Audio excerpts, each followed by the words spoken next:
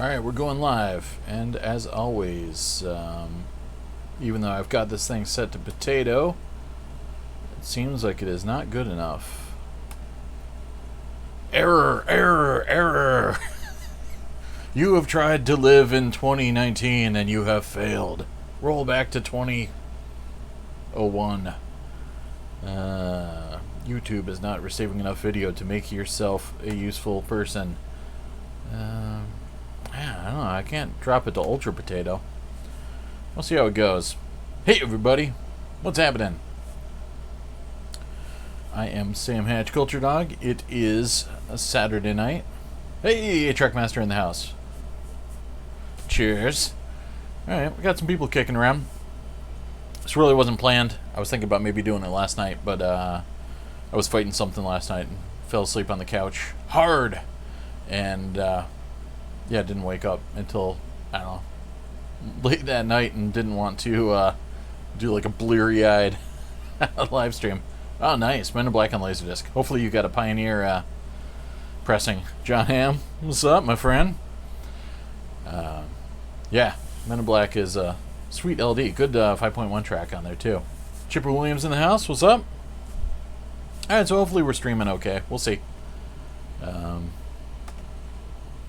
Yeah, looks okay on that front. Gonna have to call Comcast and tell them I want like the mega like hardcore package or something, and then go buy a new laptop. Ooh, Wayne's World. It's a good night for Wayne's World. I could be down with that. So yeah, apologies for being out the previous week, and I don't know, I've been gone for a couple weeks. It just got a little crazy, and I still haven't watched 12 Monkeys. I wanted to watch the Arrow. I mean, I've seen the movie like at least 10 times, but I just didn't watch the Arrow video one that I wanted to talk about for like the big thing. But I'll still get around to doing it. Yeah, I play guitar. I've been playing since I don't know, maybe I was 12, something like that. I used to be in a band called Near Dark in the 90s. And I'm in a band now called Suffer the Drama. I play bass. But yeah, you could just look up Suffer the Drama on YouTube and find a buttload of videos and stuff like that. Or we're always on Amazon and CD Baby and all that nonsense. But yeah, I still when we do acoustic shows, I still play guitar. I do lead acoustic in that band, but most of the time I'm playing bass nowadays. A-Trackmaster's got a CLD D503. Nice. I'm a big fan of the D500 series from... I haven't had a 501, but like everything from the 502 to the 505, like no problems with any of those things. Love them all. They're, you know... You have to sacrifice some features, but... Like, you know... But you do get AC3 with the 504 and the 505, which is pretty cool. And is the 503 or the 501 has an optical out? I don't think the 503 does, but yeah, I think the 501's got an optical out, so that's a little bonus there. Nice, playing some Call of Duty Black Ops. Yeah, we got some Definitive Collection. Got to represent. Need a copy of that, and of course, right next to it, there's the probably can't. I don't know where I'm pointing. Over there, the Special Edition Trilogy too. Yeah, which is a sweet disc, or set of discs. CLD 1030, yeah, some of those, anything from, I don't know, like 88 on, it's pretty tasty. Yeah, those things are tanks. Yeah, so I didn't know if this was gonna go off. I had a party I was scheduled to go to tonight, but I was unable to go to that, and I figured, well, what the hell, man? Let's get some live streaming going, and hopefully everybody had a killer 4th of July. The Americans out there. I'm sure everybody else had a killer 4th of July as well. It was just called Thursday. Hopefully you had fun. But yeah, I got some pickups and things like that. Yeah, so we won't do like a movie club thing or anything like that. We're just gonna keep it nice and mellow tonight, and talk about whatever. Yeah, talk about guitar and anything you guys want to talk about. And then yeah, I'll show you all my pickups and stuff, because I got a bunch of stuff and only one Laserdisc, but it's a Laserdisc that's so cool that it makes up for the fact that it's just one. So that'll be worthwhile. And what else? What have I been watching? If you watched any of my recent videos, obviously I've been binging on Stranger Things like crazy. And I did do a lot of Laserdisc watching because I was tons of Laserdisc watching because I finally got around to hooking up the one, it took me a long time to get a step-down converter from Amazon when I went up to the Laserdisc swap meet in Somerville.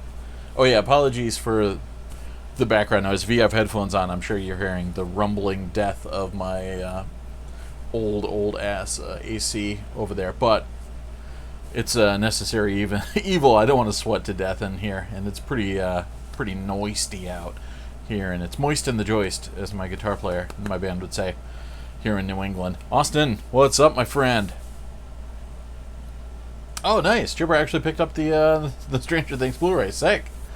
Yeah, and I actually, a little bit of errata. I forgot that the first season doesn't have DTS Master Audio. It's True HD on that one, and then the second season is DTS HD Master Audio, if I remember correctly. So, and then yeah, somebody was mentioning on the review today that they didn't think that the second season was out on UHD, but it is. It came out the same day the Blu-ray came out, and I didn't really talk about it because I didn't have it. But the UHD for season 1 is kind of, well, I mean, it doesn't look any worse than the Blu-ray, but apparently from what I've read, it looks almost identical to the Blu-ray because there's no lossless audio, I guess, and there's no HDR or anything like that. But the second season has lossless audio and HDR, so if you're going to go ahead and get the season 1 Blu-ray, like, you're not going to miss out on anything. Though if you get the UHD, it comes with the Blu-ray anyway, so yeah, get that. And though I understand not realizing that the UHD for season 2 is out there because it's almost impossible to find in the stores. It's on sale for, I think, $20 right now, which isn't bad. So I might end up just ordering it because I keep trying to find it in store and it's never there. They used to have it in stock, but I rarely see it. But if you ever see the UHD for season 2's they have alternate artwork. The season 1 has like a close-up of 11, and season 2's got Will at the door with that kind of knockoff of the Close Encounters scene with the the shadow monster in the distance and all that stuff, and it's got like all sorts of cool like retro multicolor 80s decorative lineage on there. So but yeah, it's hard to find in the stores. But yeah, so I marathon through those, and it's funny, we killed it, like most of it, the previous weekend. So what, late June? And then I was like, all right, well, we'll definitely have season 2 in the can by the time season 3 drops. And then the week got busy. We went to go see Midsummer on like Tuesday night. Went to go see Spider-Man Far From Home on Wednesday night. And then 4th of July, I like went out and hung out with family. And then we're like, oh, crap. So Friday, we rocked the rest of season 2. And then I didn't start watching season 3 until Saturday morning, the 6th. And we killed it fast, 2 days. And then it's one of those moments where I'm excited because I historically have not been a Netflix subscriber. And so I'm like sick. I'm actually like caught up on something. And it's like a water cooler moment. And I got to work and nobody had, like the one guy I know that's always had Netflix since the dawn of time just lost it. And everyone else just like saw one episode or not. Something, come on. Same thing happened with Game of Thrones. I always buy the Game of Thrones like Blu-rays when they would come out. But I never watched it live, except for... I never did. And so this final season, I bought HBO, and I watched it live, and nobody talked about it at work ever. I'm like, whatever. So I'm going to go back to my hermit ways, cancel all my streaming media, and then when everyone complains that I haven't caught up on things, I'll be like, dude, where were you? Oh, Austin got an old Xbox game. What do you pick up?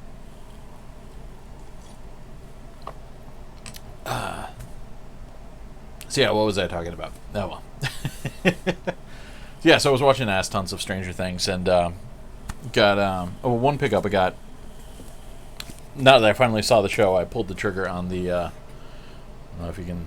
I don't know if I can get the whole book in frame because my lag here, but I got the World's Turned Upside Down book, which is sick. I mean, one, it's super gimmicky, but it's awesome. It's got the faux plastic over the top of it like library books, and it's got the torn dust jacket, and yeah, and it's got a little sticker on there telling you not to worry about the fact that it's looks all wrecked, but it's a gorgeous book. It's got all sorts of info about the show and Barb info, but and a lot about the set design and things that went into inspiring it. Boy, Hop. So yeah, I'm glad I finally picked it up. It's ridiculously cheap on Amazon. I actually was going to get it at Barnes & Noble because I had a coupon, but I ended up going to Target to get some other stuff, and it was like 30% off. And I should have just gotten it on Amazon because it was even cheaper on Amazon. But what else? Oh, first-gen Xbox games. Yeah, get them while you can. It was like when I was getting Silent Hill games too late. I bought the first one, and then by the time I realized, I should really play 2 and 3, they were like all $60 a pop. Game of Thrones Season 8, I am in the extreme minority. I loved it. I've watched it 2 or 3 times, and I freaking loved it. I would have loved to have seen a little bit more time spent with certain things, but I enjoyed it. I'm that guy. And I thought, maybe it was just a quick I got caught up in the rush of things, and I watched it again. I'm like, no, I really enjoyed this season, so I fail. Yeah, PS1 games. I'm not even anywhere. I'm definitely not completing any collection. I just kind of get whatever here and there. But there's some like PS1 games I can't get rid of, like Driver. And I heard that piece on NPR today talking about how like a whole generation of dudes were destroyed when Aerith got killed in Final Fantasy VII. Spoiler alert. That was an awesome piece. And they were like playing back the scene for a guy, and he's like crying again, like as it's happening. Oh man, tough times. My girlfriend got stabbed. Ari Franklin is in the house. What is up? Welcome. So I'll do some more pickups and things like that. I didn't do a proper review for Far From Home. I enjoyed it. It's tough. I don't know if I liked it more than Homecoming, because Homecoming was just kind of unexpected, breath of fresh air. But I did enjoy that they maintained the kind of teen comedy feel, and it's even more. It's almost like 65-70% teen comedy, and then 30% Marvel movie. And it was really fun getting Happy in on more of the action. And again, they did a good job at keeping it big, but not too big. And I like the whole concept of Peter Parker just wanting to go on a school vacation and just hang out with a girl. That's all he wants, like just a week or two of normalcy, and how that's seems impossible to ask for. It was fun. I love that it did have a little bit of New York stuff, even though it was far from home for most of the film, and it was cool. It was a nice kind of like kickback from the hugeness of Endgame. Just like Ant-Man and the Wasp was a nice kind of downgrade of intensity after Infinity War. So it's kind of like the right movie for the right time. But I enjoyed it. And then I dropped a review on Midsummer too, if you want to check that out. My Swedish buddy Seth, who's not with us tonight because it's 4 a.m. there, and apparently he wants to get sleep. Whatever. He went to go see it tonight in Sweden, and liked it. So that's a good sign, because it's always sad when it's something like that, and like over here in the States we're like, this is a masterpiece, and then someone's like, yeah, it was complete total nonsense. But no, Midsummer was great, as expected. And Austin did the re-release of Endgame. How was the stuff at the post-credits bonus material? Was it worth obviously it was probably worth watching again anyways, but hopefully it was some cool stuff. I haven't watched it. I'm sure somebody's leaked it online or something, but I should really go see that again. It's still playing. Ah, Paul Muad'Dib is in the house. His name is a killing word. Hopefully he doesn't kill anybody. We shall see. But yeah, so it was fun. Been like breathing Stranger Things lately and arguing about it nonstop with Paul Muad'Dib and Moikey and the guys on on Facebook. Moikey doesn't love it. He's kind of bored by it. Actually, Vincent Onorati doesn't love it either. So I don't know. They're on my poop list. But they give me good discs every once in a while, so I can't be too angry. Anyway, so I'll show you some other crap I got. Probably missing something because it's been a few weeks, but one thing I did is I finally went and rocked the flea markets, starting usually in April. This drive-in theater, about maybe 25 minutes from my house, has a flea market that runs every Sunday until maybe like October, November. And there was a nice day a couple weekends ago. We figured let's go hit that sucker. Bonus stuff wasn't that great, but not bad either. First time watching. Oh yeah, so dude, doesn't matter. It's all gravy. Because yeah, originally when I saw it, it didn't have anything except for the sound of a little metallic action going on. But that was it. But anyways, yeah. So I picked up a bunch of CDs, and most of them were $1, which was awesome. One was Total Flashback '92. I don't know if anybody's gonna remember these guys, but Rise Robots Rise, they were like heralded as the next big thing because they were like, I think they were Los Angeles based, and everybody was like, these guys are the, they were pretty much like disposable heroes of hip-hoppersy, or cause there was a couple other groups doing similar stuff, but it was like kind of almost industrial, kind of almost hip-hop, kind of almost a bunch of stuff. But yeah, my dad had this CD, and I used to listen to it all the time. They had that song, If I Only Knew, that was sort of popular for a little bit. But yeah, TVT put it out, and I just never had it, so I couldn't resist picking up my own copy. And this one guy just randomly has like Euro metal sometimes in the midst of the usual the usual fodder at Dave Matthews CDs and stuff. But yeah, freaking Candlemass Live, which is an awesome live show. I've got the DVD that has the video counterpart for this too. But yeah, live in Sweden back in, was this 94, but originally 90, I think. So yeah, it's been around 90. Killer stuff. And I had a copy of this but not on CD, so it was like to have that. Austin sort of remembered. Yeah, I think that's all anybody sort of remembers is Rise Robots Rise. Like, they didn't quite go anywhere. And then, yeah, right, $1 CDs. What the hell? THX logos. Cimarron that's tasty. And then this one I couldn't believe. I think I got this for $2. The freaking deluxe edition of Devin Townsend's Epicloud, which has the Epiclouder Demos CD in here as well. So but it was still in the shrink, so like totally legit digipack. And I don't know if y'all can see any of this nonsense, but I'll just kind of pull it that way. And again, I had a digital of this from when it came out, and I actually did an interview with Devin Townsend promoting this. If you see, I don't know if I got a link to it on my main page, but my other channel, Houses As, which is woefully unpopulated with new videos, but my Devin Townsend interviews are on there. 8-tracks, yes, I have seen some 8-tracks at the flea markets. I just saw a ton of 8-tracks recently somewhere too. Might have been on Facebook Marketplace locally. But yeah, they do pop up occasionally. And very rarely Laserdiscs. Occasionally I'll find some. And there's a lot of vinyl there, but there's also a lot of vinyl sitting out in the sun, mutating and warping. I'm not really sure why people think that's a thing that they should do, but whatever. And then yeah, sometimes CEDs.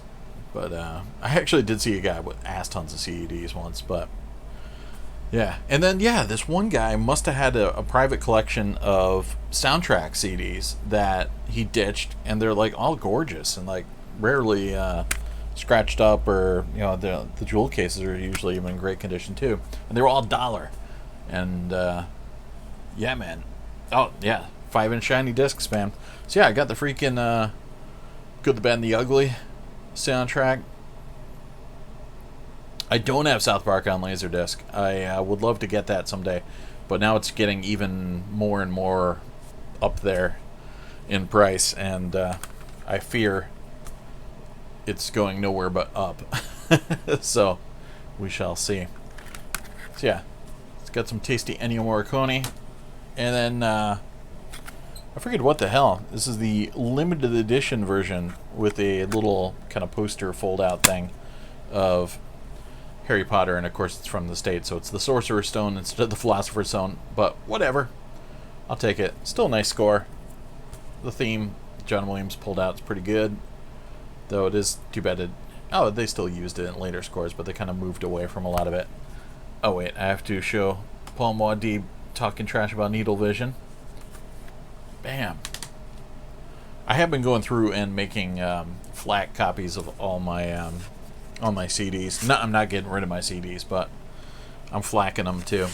I should probably just do them in waves, because storage is so cheap nowadays, but whatever. This one had a little bit of wear on the slipcover, but it came with the freaking slipcover. This was the Rhino special edition of 2001: A Space Odyssey. So again, I also have the Alex North soundtrack of the stuff that wasn't actually used in the film. But yeah, this thing's pretty badass. And I'll take it out. So yeah, it's got a slip, and then it's got a jewel case on the inside, and obviously it's all just classical cues and everything, but I think there's some stuff with maybe some dialogue from the film kind of mixed in or something to that effect. I haven't Jurassic Galaxy. Got that Jurassic Galaxy soundtrack. I don't CDVs. I think I want to say I might have one. Of course, I've got a bunch of Laserdiscs that were branded CD video, but I swear I had one, but maybe I don't anymore. Yeah, the Rhino 2001 is gorgeous, huh? But yeah, I'd love to get. There's a couple CDVs I'm hot to get. I think there was a Ryuichi Sakamoto one for maybe Risky, the song he did with Iggy Pop, and I'm trying to remember if there was a Brian Ferry one or not. But there are a handful of them I'd love to get, but they are pretty damn rare. And of course, so many of them were made by PDO UK, and they're bronzed and rotted by now. But and then this one, I'm a sucker for it. I never did have it, though. I used to listen to my friend's copy all the time. James Horner's Braveheart. Yeah, it's just such a killer score. I should have bought this back in the 90s. In fact, I meant to, like, so many times. But for $1? Hell yeah, I'm buying Braveheart for $1. Classic stuff. So I grabbed that. Ooh, 2000 on LP. Respect. Despicable Me, yeah, I didn't mind up 3. I only saw once, so I remember I enjoyed it when I saw it, but it was kind of early and I was like getting sleepy. So I probably should watch it again. But yeah, I enjoyed them. I thought they were fun. I was kind of poo-pooed them when it first came out, because I was like, I don't know, this just seems like some wannabe Pixar nonsense. But I did enjoy them. So Rhino re-releases of Elvis Costello stuff. Alright, I'll keep that in mind. And then, this is another one I used to listen to my friends copy. It's a HD CD, which my Rotel can decode properly, so that'll be nice. Oh yeah, Robert the Bruce coming out.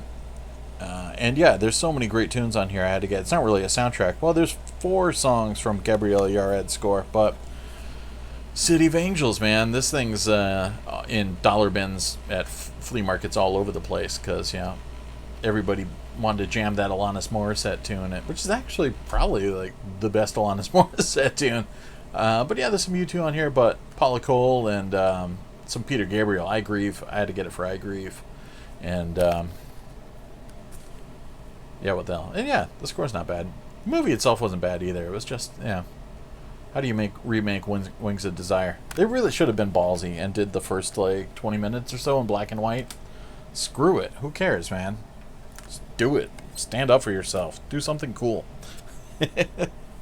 And then a gorgeous old school Warner Brothers, mostly analog release. The old Indiana Jones and the Last Crusade disc, which I listened to this one almost immediately. Yeah, dude, I agree. Ari Franklin knows the score. Yeah, I listened to this and that sounded great. I was jamming to it. So many great cues on this sucker. Again, $1. And then I totally crapped my pants because then we started hitting. It's too bad Spencer's not in the house. We started hitting the James Bond stuff. Oh, you know I got Akira. In fact, I'd go grab it right now if it wasn't far away and I wasn't clipped in on my microphone. I bought that from there was an anime store in Boston that would sell stuff, and it was like the legit. JVC did a pressing like for North America, so it was legit. It wasn't one of those like Sonmei knockoff CDs. Yeah, Paul knows the score. Hell yeah, he has Akira. But I have the film too as well. In case you weren't talking about the soundtrack. But yeah, the indie stuff was great. But yeah, I started tripping across freaking James Bond stuff, and I'm like, well, I have all the James Bond soundtracks, but sometimes I don't have all the variants of it. Short Circuit I don't have, so you got me. But I've seen it multiple times. I saw Short Circuit at least twice in the theaters. Who Wants to Touch Me? That's my newest thing. I've been bothering everybody all day. Sean got a Lord of the Rings animated Blu-ray, and I'm like, oh, I saw that in theaters. Who Wants to Touch Me? And what was the other one? Oh, UHF I saw in the theaters. Crow soundtracks, I've got CDs of the first one with the music, and then which is fantastic from the actual like diegetic music, and then I've got the score, which is great, that Vares Sarabande put out, and then I've got the second film, but I didn't enjoy the second film, but the soundtrack had like, you know, Rob Zombie and stuff on it, so I had to get it. Oh, the film. Yes, I do have Akira. That one I could probably find. Do I have it near me? Alright, it's underneath me, but I'll see if I can drag that out. I have the Laserdisc, and I bought the Steelbook when Pioneer first dropped it on DVD here in the States. I'm trying to think of when that was. I want to say early 2000s. It had the big pill on the backside of it, and it had some cool special features and stuff, but I just always wanted to watch the Laserdisc. So, I mean, I'm going to have to probably get it on Blu-ray at some point, but it's like I just found myself not watching it. So when I was selling a bunch of my DVDs to pay for medical bills, I threw that in the pile because I figured I could get some coin for it because it was a gorgeous steelbook. I kind of regret selling it, but I just didn't watch it. I'd always end up just watching my Laserdisc. So, but whatevs. But yeah, so I got 3 Crow soundtracks, but 2 for the first film and second for. All right, Paul Muad'Dib's disappearing for a while. He's swearing again. I gotta show his clips. The Steelbook, yeah. I've got some animated Blu-ray, but not too much. Graham Revell's Crow score, dude. Yeah, it's awesome stuff. I love that sucker. That was like one of those scores. Like I saw the film so many times because I saw it 10 times in the theater. So it's like I would just have all the themes and everything pretty much memorized. So we went to go see it in, and I'll get back to my CD pickups in a minute. But I remember going to see it at the drive-in with a friend of mine who was seeing it for the first time. So we probably should have been cooler about it. But me and my buddy, we'd each seen it a lot at that point, we're just talking and saying the lines back to the screen because we were in his Turismo, chilling out, and I'm like humming all the score as it's happening. She's like, "Shut the hell up, you guys!" So good. Yeah, the OG Criterion LD for the original dub, which sucks, but I guess I have the unless I got rid of it, the VHS, the original Streamline, and I do have the Criterion LD in case I need to scratch that itch, but I'm usually raw dogging it. And then now, like, that I'm trying to get back into practicing speaking Japanese, or at least listening to Japanese, I'm kind of more inclined to just raw dogging it more often now, so that way I can at least tune my ear to listening to the language. So I'll probably keep raw dogging it. I just like saying raw dogging. Anyways, so I'm in the dollar bin for these CDs, and I started seeing James Bond stuff, and I realized I didn't get the I got the 2000 maybe 2 when they came out with all those remaster ones. I got that version, but I never had the original Rhino release of For Your Eyes Only. And this came out a little bit later than the Living Daylights and Octopussy ones. So, yeah, what the hell? I had to get this. I don't really like the score. Bill Conti, I think, sucks ass. Or not normally as a person, but as a Bond composer. Wasn't digging it, but it's got some disco cheese. And it's got some killer tunes, like Make It Last All Night, with vocals by Rage. But, dude, Reiko Deluxe Edition. And these Reiko disc cases that are like, you probably can't see it, but they're like a weird green. And whatever they made them out of was the most fragile plastic known to man. But the hub's like still intact, and everything's unshattered, which is unheard of for Reiko. Crow City Angels is growing on Austin. All right, I gotta keep that in mind. Night of the Living Dead THX. I don't have Night of the Living Dead on LD, but I do have on DVD the Millennium Edition, which is essentially Elite stuff just ported over to DVD. And of course I got the Criterion Blu-ray recently. And Nightmare on Elm Street, I don't have that THX Laserdisc, which is a shame because that thing is shooting up in price. You know, the only reason I never picked it up is I remember Widescreen Review savaged it. I think they gave it like a 2 out of 5 for picture quality, and I'm like, yeah, why bother? And then now everybody loves it. But so I just saw that bad review on Widescreen Review, and I'm like, crap, I better steer clear of that. I really should have bought it just to get it with Freddy's sweater on the cover there. And then, yeah, this dollar bin stuff, man, it was killer. And then I saw a freaking License to Kill, which is, like, this thing is impossible to find. I mean, it shows up occasionally, but it was not part of the remaster reissue series. It's just its own thing floating out in the ether. There's only, what? Actually, no, it's not too bad. There's like 6 tracks that are Michael Kamen tracks, and then the opening of the Patti LaBelle If You Ask Me To, which was also a Celine Dion tune for a while there. And then Gladys Knight's License to Kill. And then some horrible jams. Dirty Love by Tim Fian and Wedding Party by Ivory. Really, really bad stuff.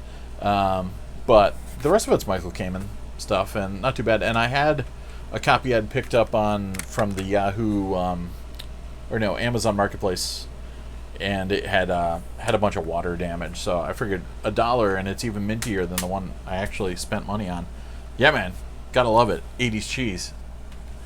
And then I couldn't believe it. There's no freaking Obi strip, but the freaking Japanese View to a Kill, which everybody says is better than the remaster that came out. And this was the reissue in Japan. There was a previous pressing. But, dude, like, Japanese James Bond CDs in a freaking dollar bin? Yes, please. So I grabbed that with a quickness. And I didn't even care if there was an Obi strip. But, yeah, freaking gorgeous. Awesome shape. Favorite COD game is always going to be COD 4, man. I was way into COD 4. I was getting into that Modern Warfare action, and Pripyat, like all the stuff from Pripyat I loved, and I played the final one where you rescued the president on the airplane. I was obsessed with finishing it on veteran mode, and I played that game like every night until like 3 in the morning on work nights until I could finally finish it on veteran mode. I haven't played it in a long time though, but I got a lot of great memories of that. Modern Warfare 2 I played a lot too, but yeah, I don't know. COD 4 is classic. Shark Puppet. So then I grabbed some Blu-rays too. And this one my wife actually grabbed. Actually, no, she was going to grab it, but I was like, I can get that way cheaper. So I got it way cheaper for her. But season 1 of Castle Rock, or Rasslecock, if you want to get dyslexic about it. I still haven't watched this yet. We'll have to peep it. But little crease on the spine edge there, but not too shabby. Anything Stephen King-ish, I'll give a chance.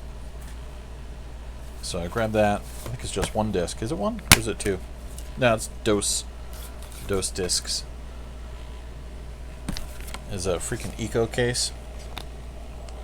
No, it's not an eco case. Thank God. Bam. And then my wife picked up The Terror, which I know Mikey was just watching recently and was all digging. I'd been meaning to check it out, but I didn't have AMC, and figured this was a good chance to check that out. And yeah, is that Kieran Hines? I like Kieran Hines. And a couple discs. 3. Yeah, so grab that. Couple special features. And then my wife's a big Cinderella fan, so I had to grab her the reissue. The slipcover got a little ganked. The Signature Collection.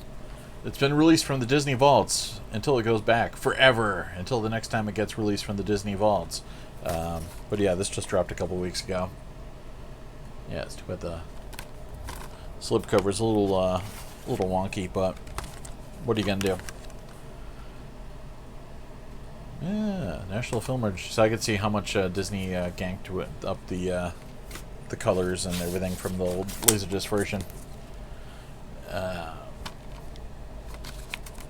And I forget to point out, I'd give her the movie club exclusive of the sequels nobody ever wanted, Cinderella 2 and 3. Disney was all up in those straight to VHS sequels. But it was cheap enough. What the hell? So I grabbed those, and my wife grabbed this the other day too. Sang, which I haven't seen, so I guess I'll check it out. And we were at Target while they were having their 20% off movie sale, and I was psyched that this already was on Blu-ray, though I was kind of saddened by it too. It was in theaters for one night only, which is a bit of a bummer. Oh yeah, Call of Duty World at War. I wanted to get that because that I had the zombie level and everything. But I grabbed Man Who Killed Don Quixote, so this will be a nice counterpart to my Lost in La Mancha DVD, and I'm psyched to check this out. I still have to get caught up on other Terry Gilliam new stuff, like Zero Theorem. And then I gotta watch 12 Monkeys again, so we could do that 12 Monkeys film school thing. Yeah, same here about the Disney Blu-rays. They're notorious for messing stuff up. It's like, I know I shouldn't buy them, but I end up buying them anyways. And then, yeah, speaking of film school, I went to Barnes & Noble the week the sale started. Every July and November they do a half-off sale for Criterion, which they're getting better at kind of promoting. I know a lot of times when I went to the stores, one, there's not many Barnes & Noble stores in my area that actually stock videos anymore. Though the one store where they cut them out completely, they're creeping back. They have like one shelving unit that's filled with CDs and Blu-rays now. I think because there's like a little bit of popular demand, people are asking for them, and they're getting pissed because they don't stock anything. But there's a couple stores that are a little bit farther afield from me, maybe like about 45 minutes away, which have been stocking, vinyl, CDs, DVDs, and Blu-rays pretty regularly. And in fact, their vinyl section's like 1980s level, which is pretty impressive. But yeah, what are we doing? We're trashing Disney Blu-rays. Okay, carry on. Yeah, Call of Duty Zombie Map. Nice, that was the one. And So yeah, so I traveled out, and I figured I'd get a kickstart. It's going till August 4th, so I figured I'd grab a couple and then go back a couple weeks later, and then, yeah, every once in a while, get a fresh injection. And if there's anything I can't find in the stores, I'll do a last-ditch order online. It's just fun to go into the stores and get all brick and mortar-y. So yeah, so I hit them up, and I was under the self-imposed, regulated mindset of getting the David Lynch movies I needed to pick up, and then Cronenberg stuff. But sadly, they were out of a lot of the Cronenberg stuff that they normally stocked. So I'm going to go back this week and see if they have it, and then that might be end up being stuff that I buy online. And then once I'm good with that stuff, I'm hitting all Kurosawa flicks. I figured that way, if I stay focused, I won't branch out. I mean, I actually had Godzilla and Repo Man in my hands, and I put them back on the shelves, which is like, that is not like me.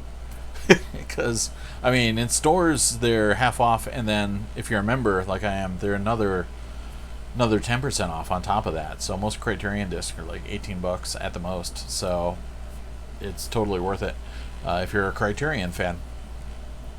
But oh, 8-Track Master's a sophomore. Nice. I remember my sophomore year fondly, though. Probably my junior year was my favorite, but yeah, you gotta go junior. Yeah, so you got your junior year coming up ahead of you. You'll like it even more. But yeah, my sophomore year wasn't bad. But yeah, I got into some shenanigans my junior year. Don't tell anybody. But yeah, so I grabbed one that was outside of my mandate. Rosemary's Baby. My wife's a big fan of this too, so I had sold my DVD copy, and I sold The Tenant as well. So I was looking to upgrade now that Criterion dropped Rosemary's Baby, and it's got the usual giant ass book, which is like, I still haven't read yet, but it's pretty beefy. It's got some typewritten replica action in there. It looks like, oh yeah, and it's got a reversible slip where it's just got inlay with the apartment townhouse. Good stuff. And the sole Cronenberg I found was one I was dying to get, because again, I sold my my MGM DVD like a fool. And I got The Brood, which this is one of those Cronenberg films I didn't see until the MGM DVD came out. It had snuck by me, and holy crap, I loved it. Really good stuff. It's just, man, you could tell he was laying it all out there. It was a pretty personal film. But everyone's killer in this flick, and it's got, I don't know, some sort of poster thingy here. Let's check it out. I haven't folded this out yet. Oh, it's just a bunch of Brood kids. And then a whole kind of right up on the back in like poster form. So definitely an upgrade from my old DVD copy. And it's got, what do we got? A bunch of featurettes. And a 4K version of Crimes of the Future, his 1970 flick. So, nice. I keep feeling bad for people that are buying that Japanese David Cronenberg box set, because the picture quality is ass, and there's that general stereotype of if it's a Japanese Laserdisc, it's amazing, and they never released anything that ever had bad media quality or video quality, and yeah, that thing looks like ass. And everybody buys it because they're like, sick, Cronenberg box set. Yeah, if you love video drum and scanners, you'll dig The Brood. Oh, Maison Otaku in the house. Nice. Physical media related fuckery. I just dropped a ton of pickups of dollar CDs, a lot of soundtrack CDs I got from a flea market, and now we just settled into Blu-rays. So mostly Criterion stuff I picked up from the Barnes & Noble sale.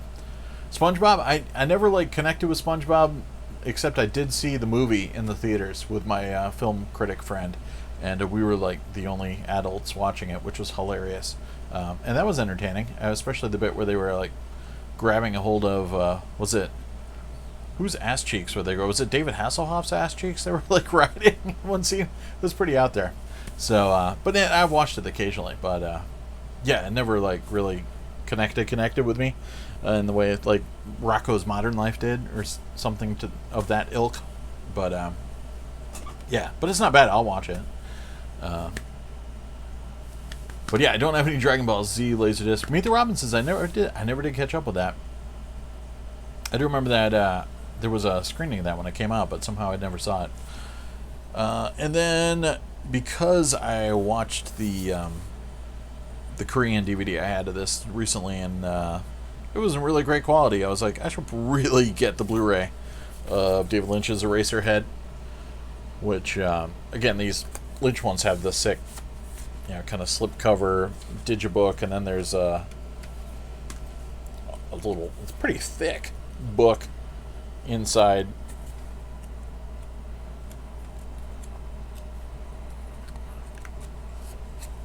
So yeah, it's a badass little book, and then it actually maintains the size of the insert.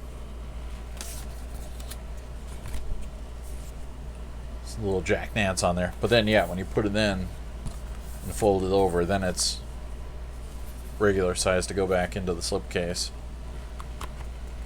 if you can get it into the slipcase.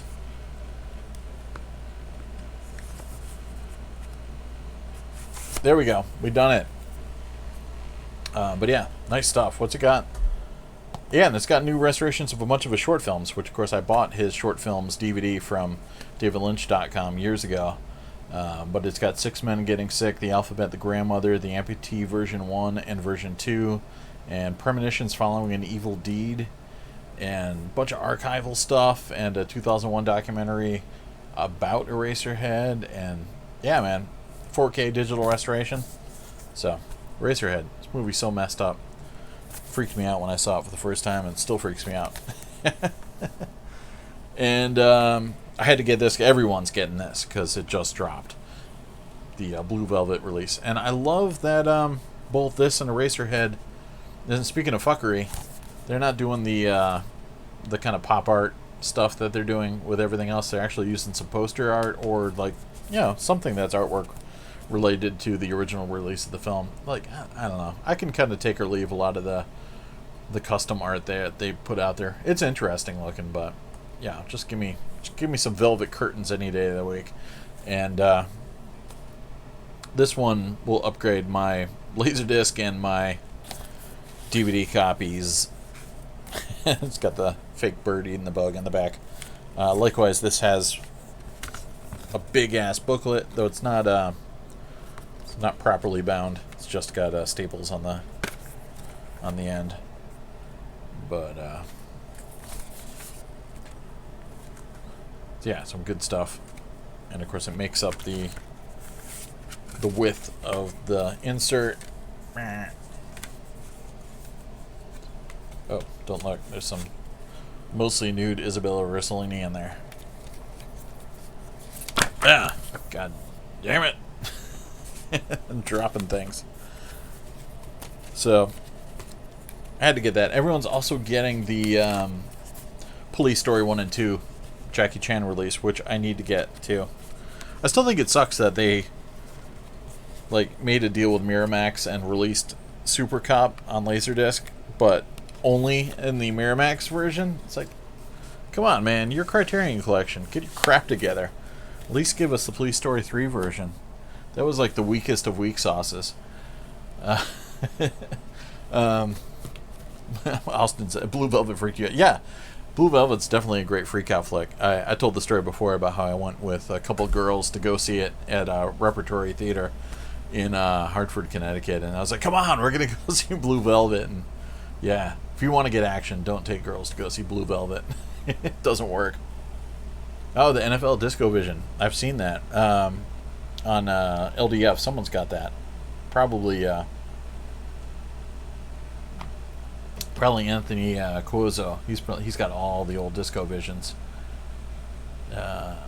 Huston's got Salo on Criterion. Some very informative features for such a depraved film. One of these days, I gotta, I guess, pull the trigger and watch Salo, but we'll see. Yeah, at least Criterion didn't do a First Strike Laserdisc. I saw that in the theaters, but sadly as First Strike and not as Police Story 4.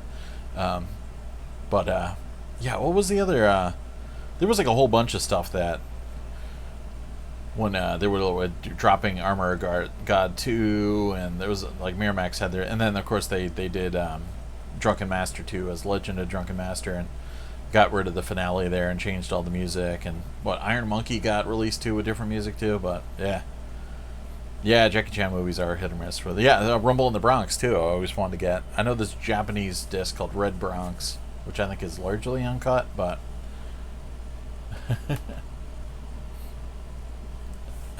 subscribe to Oddity. I've watched some out of the archive before, especially all the Laserdisc stuff, and some of the other like random episodes. What did I get?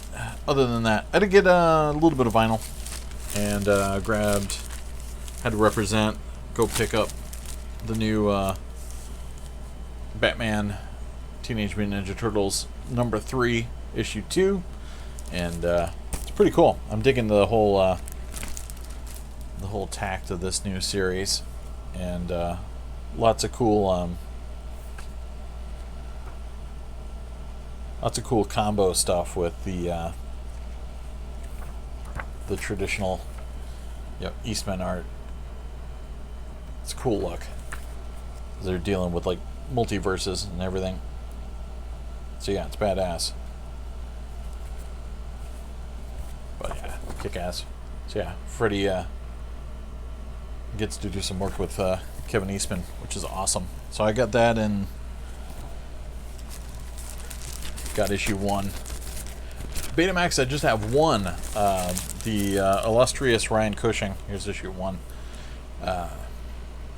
Gorgeous stuff. The Ryan Cushing gave me, at least I think it was Ryan. Was it Ryan? I hope I'm not giving Ryan credit for something someone else sent me. Damn it. But he sent me Batman. He's the man with the cave and the stuff. It's a song I wrote, by the way. I'll sing the whole version if you want. Crap, what was I saying? Oh, Thunderball. It's the only Betamax I own. The one and only. Yeah, Operation Condor is actually part 1. What? Yeah. It's awesome.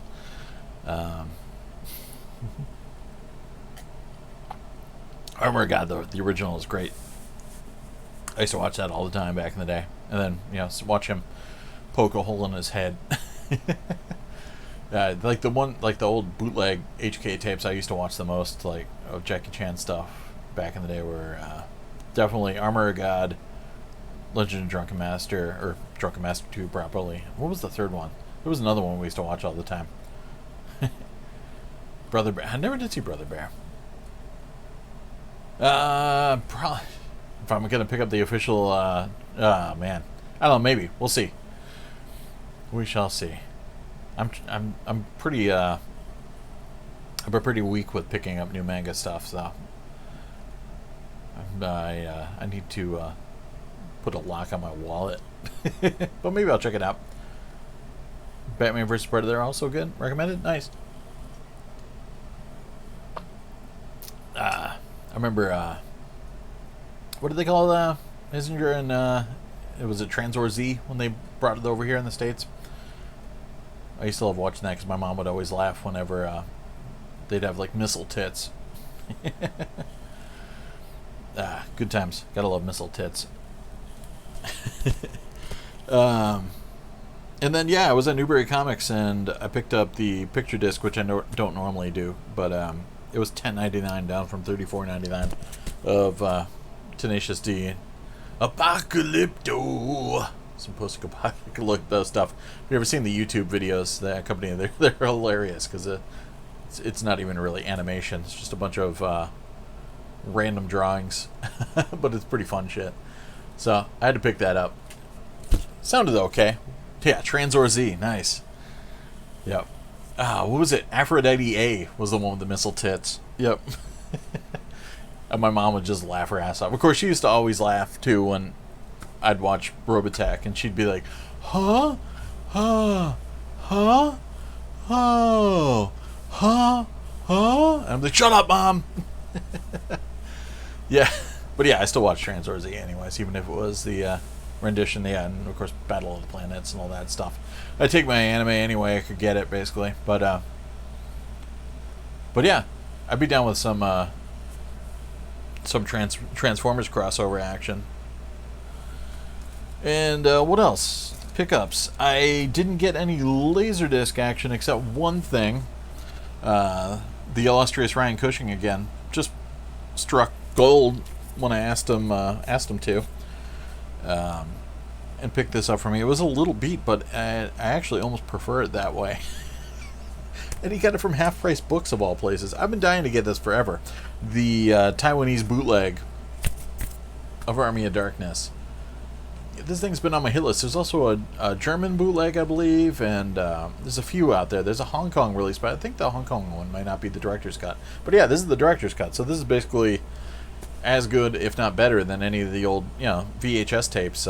Actually, wasn't bad, because I had a VHS bootleg that had some weird, like, audio effects on it, and this actually sounds pretty good. It's got stereo audio, and, it's not bad. I was impressed.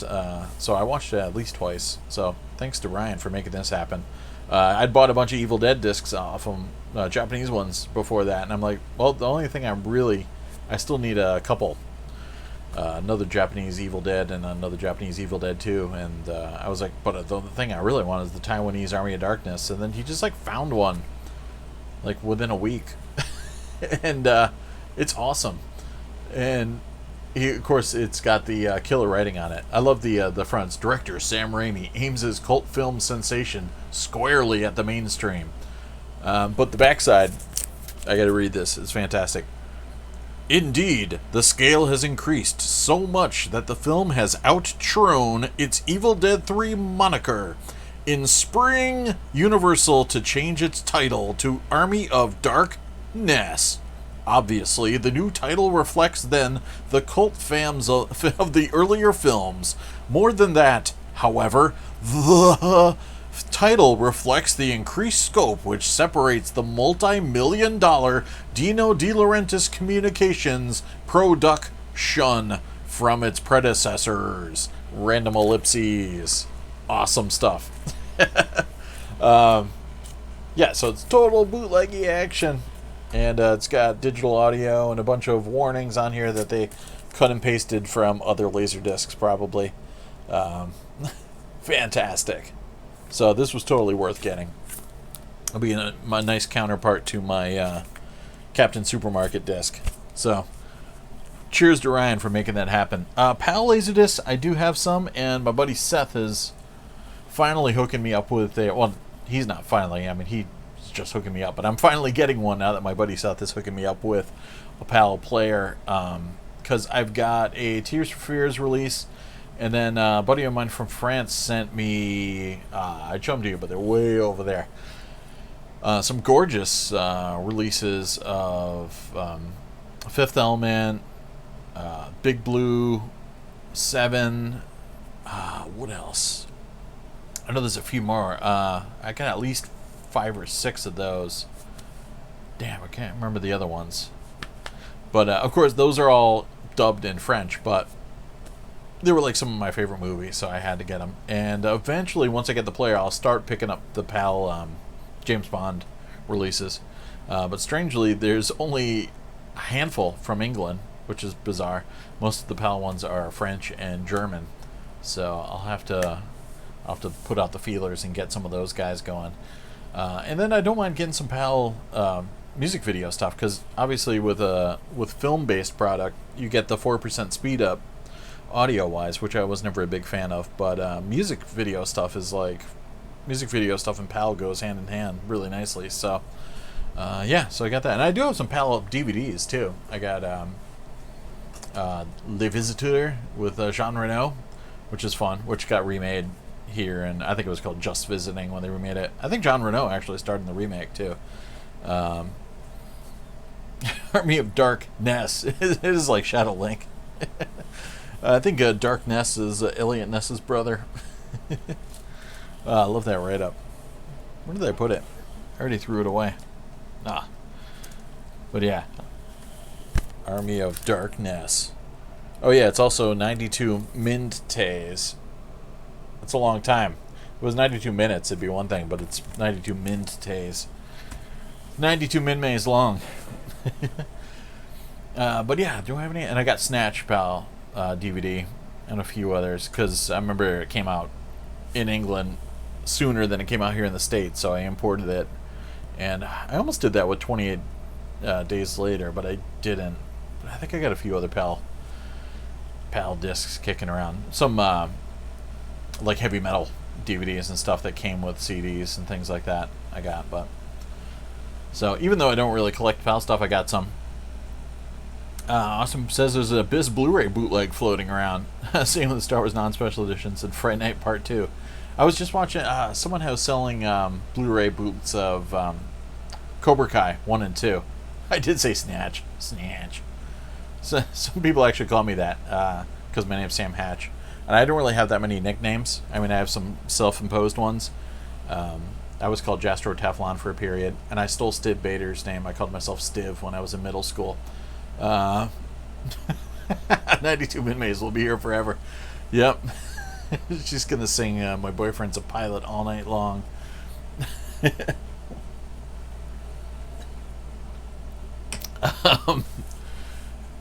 But what was I saying? Oh, yeah, so I had some nicknames. Stiv, Jastro Teflon, a couple others. But, yeah, people were saying, like, they tried to make fun of my last name because you're like, you're a hatch. Like, a hatch in the floor. Like, yeah, it's great. Sick burn.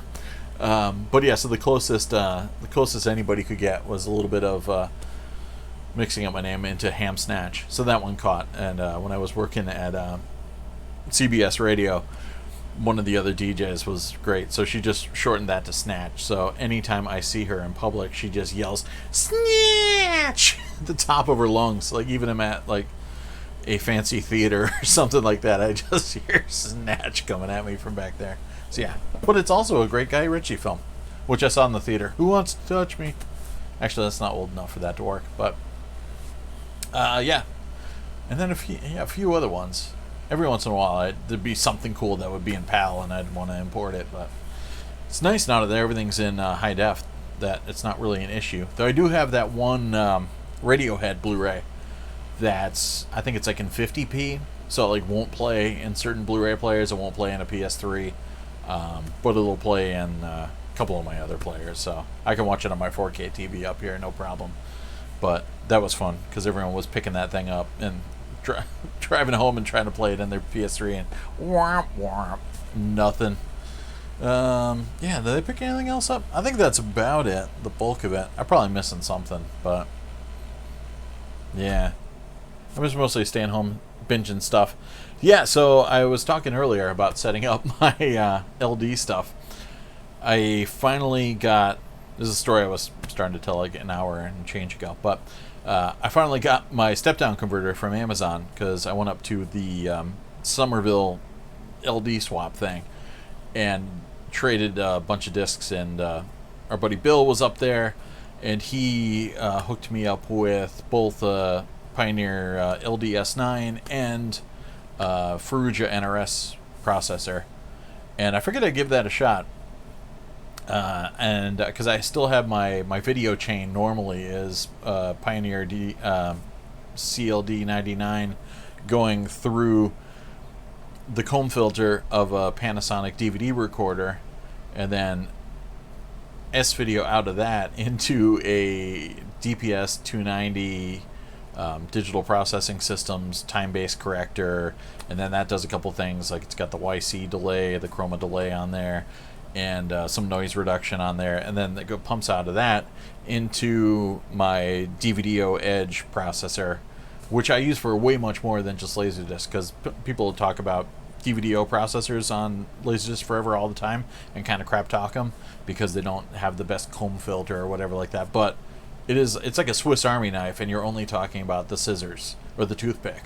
It's like, no, I'm using more than the freaking toothpick here because I use that as a HDMI hub, and I'm running like crap tons of gear through it. And it's also handy because you can run like the analog audio from your LD player, the DTS audio, PCM audio, AC3 audio, all through there, and just kind of toggle between the audio inputs, and you can rearrange what goes out through HDMI or even optical or whatever you want. So it's an awesome device, and it's been treating me well since I bought it ages ago. Ooh, 2-disc version of MK Deception has an arcade port of MK1. Oh, damn. Hot damn. Ooh, French DVD of Wally. Wally's the shiznit. That's my jam. I got that on Blu-ray not too long ago, though. I don't know why it took me so long to pick that up. Saw that a couple times in the theaters. I freaking loved it. But yeah, anyways, so I had this gear, and a lot of the Japanese players also have the similar power supplies as, like, some are based on the CLD99. So, but if you read the forums, like LDDB forums, everyone's going back and forth for hours about whether or not you should connect them to like 120 volt. Yeah, the S9 is a really nice player. I'm kind of tired of seeing just pitch black flares all the time. There's one, my room's kind of dark, and it's nice to actually see something on the faceplate when I'm going to try and press a button every once in a while. Yeah, I'll go grab my Wally Blu-ray a little bit later. It's downstairs, but I gotta get some more water at some point, so I'll like put you guys on pause and go grab it. But yeah, I love having that kind of champagne finish, and I love the Gary Busey's Laserdisc collection. Fantastic. I'm still waiting to see Clancy Brown's Laserdisc collection. It's out there somewhere, supposedly at Amoeba. But yeah, so it's a sweet looking player, and I wanted to give it a shot, and I figured, what the hell, I'll trade out my 99, move the 99 up here, hook it up to the 4K, and put the S9 in. But it was one of those things where enough people are like, yeah, you could totally hook that up to US power, and then enough people are like, yeah, I don't know about that. So I tore the lid off of it, took a picture of the PSU. There was nothing on it that, you know, a lot of them had the markings on the board saying 120 volt, and this did not. So I'm like, you know what, screw it. I'm just going to get the freaking step-down converter.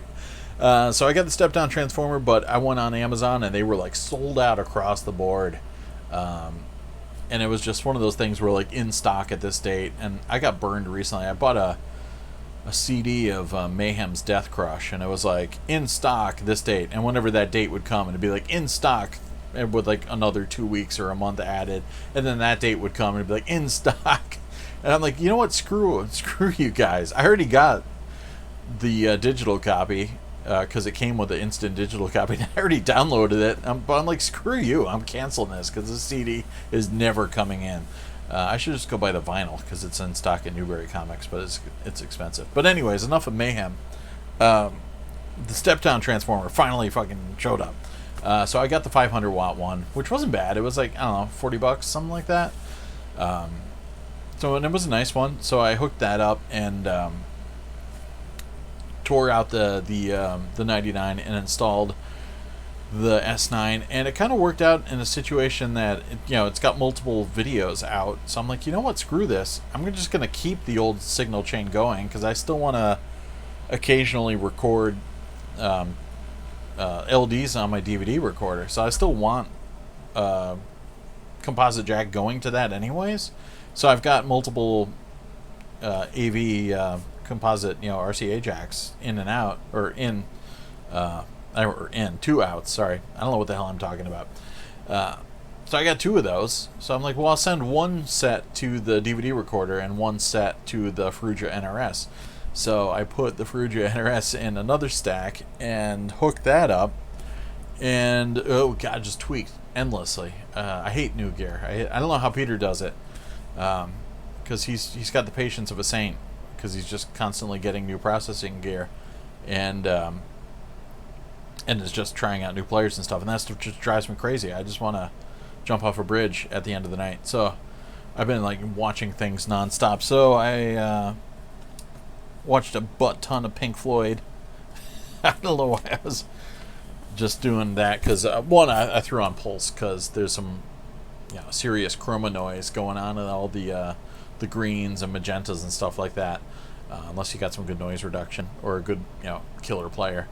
So I watched that again because I love watching Pulse, and then that made me think I hadn't watched Delicate Sound of Thunder again in a while, and this one's got some of the same kind of vibe as Pulse, but it's got more songs from Momentary Lapse Reason, and it's got what's her name, Rachel something. What the heck, Rachel Fury. There was like this backup singer that everyone who used to watch this video back in the day became infatuated with, and she just kind of like disappeared off the face of the earth. But it looks like we got some slowdown. We back up? Hopefully we're up and running. But anyway, so I watched that, and then of course I had to watch the Dolby Digital reissue of The Wall, which I still haven't listened to the commentary track on this thing, but it looked pretty damn gorgeous. Gotta say that. I'm still like not like 100% on board with The Wall, like the album or the movie. The album probably more so than the movie. Like I kind of want to love it, but I don't. I try hard. It's got some almost like Terry Gilliam-esque kind of qualities to it, but I don't know. Unfettered Roger Waters is just, I don't know. He needs to be reined in a little bit, but I'll still pop it in every once in a while. But yeah, I don't know. I kind of almost like the picture quality a little bit more than the 99. When I like the 99 a little bit more than the 704, but people never talk about I always hear that the composite out is supposed to be identical from the 99 to the 704, but the 99 I think at least has like one decibel signal to noise ratio over the 704. Though I hear some other people say that there was a hard limit to the amount of signal and noise that you could get out of LD mastering in the first place. Like, there's no content that 51 decibels in a player would matter for. But I don't know. The proof is kind of in the pudding. I think like stepping up to like a 704 from like a 504 or something like that, you can see it. And I thought the 99 was a little bit sharper. So, and again, there's that whole thing.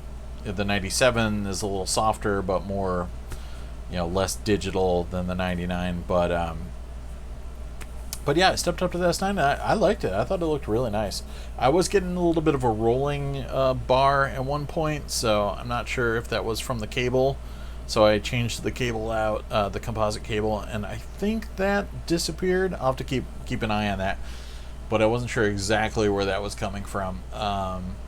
But yeah, it looked sweet, and it even looked good through the old signal chain too.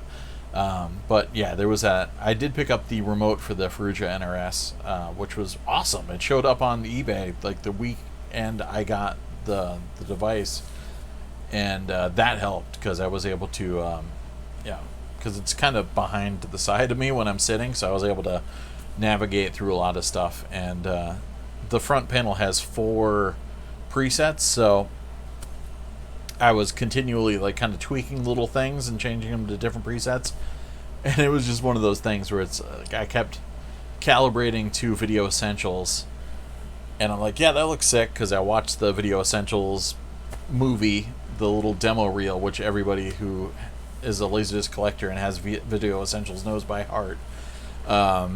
I watched that and I'm like, that looks great, and then I'd watch a movie and I'd be like, yeah, this looks kind of washed out.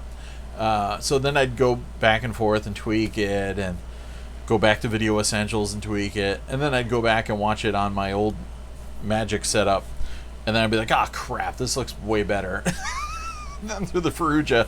So then it's like I'd get burnout at some point, so I'd have to stop tweaking and like come back at it another night and do some more tweaking, go back to Video Essentials. So I think I got it to a point where I'd like the Ferrugia more than the old, the Magic setup, we used to call it.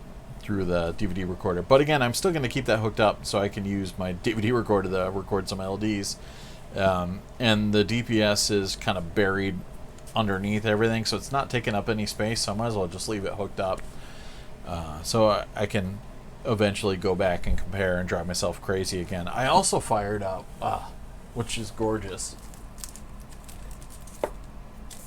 the THX reissue of Alien.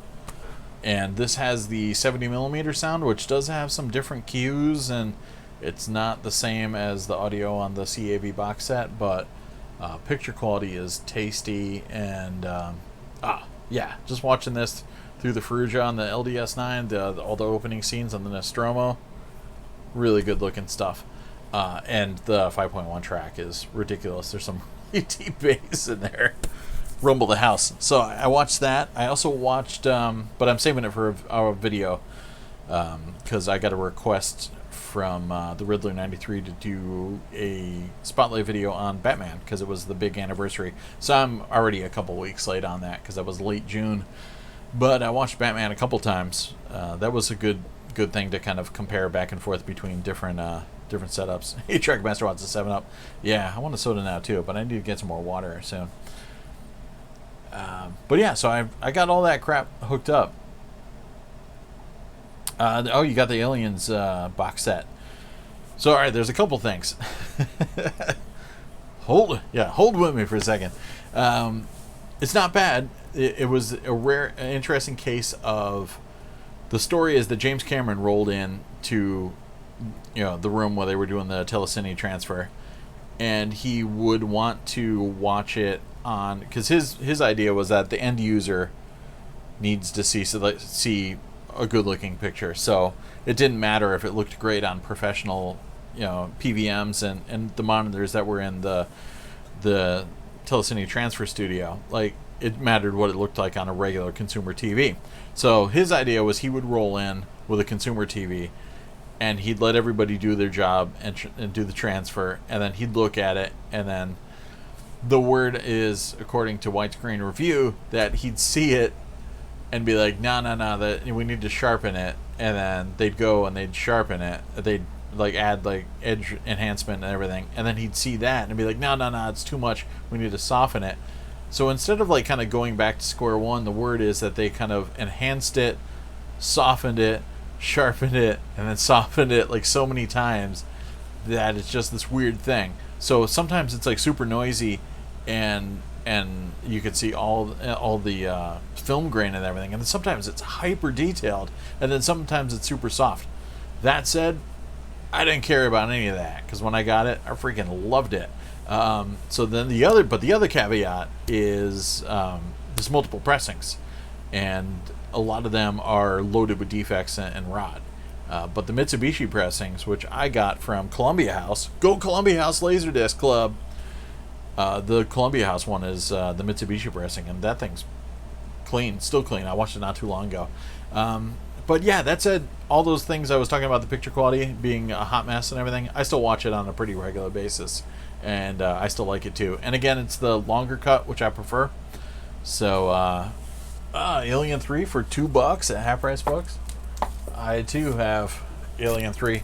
I wish I could say this was the first LD I bought. It was the first LD I bought, but this is actually one I got from another lot not too long ago, and it was in a little bit better condition than mine, so I traded up.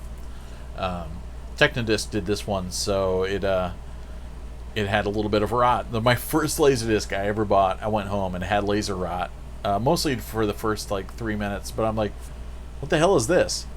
Because they didn't tell you about laser rot back in the day. As a consumer, I'm buying a Laserdisc player, my first disc, I'm going home, I'm tearing the shrink wrap open, and there's all these snow marks and speckles and stuff on the screen. You just don't know what the hell's going on. Is it my player? Is it the disc? There was just, nobody was talking about any of this stuff. That said, the sound on this thing crushes, and it's not bad. It's not bad looking. The widescreen transfer is nice. But so I'm right next to you, Maison Otaku. But yeah, that Aliens box set, it's still a seminal release for me. I still have yet to pick up the THX reissue, which I hear looks and sounds fantastic. But it's the theatrical cut, and I never watched the theatrical cut, so I have a feeling it's one of those things I'm only going to force myself to watch every once in a while because of how awesome it is. But I don't know. But yeah, I don't have any of the Japanese. There's a ton of Japanese releases and box sets and everything like that. I never picked up any of those. I just have the THX Alien 3 single disc, and then the Fox box sets of Alien and Aliens. And yeah, those have been through the ringer. And I think my Aliens box has a lot of tape holding it together, but still, it's got a spot in my heart.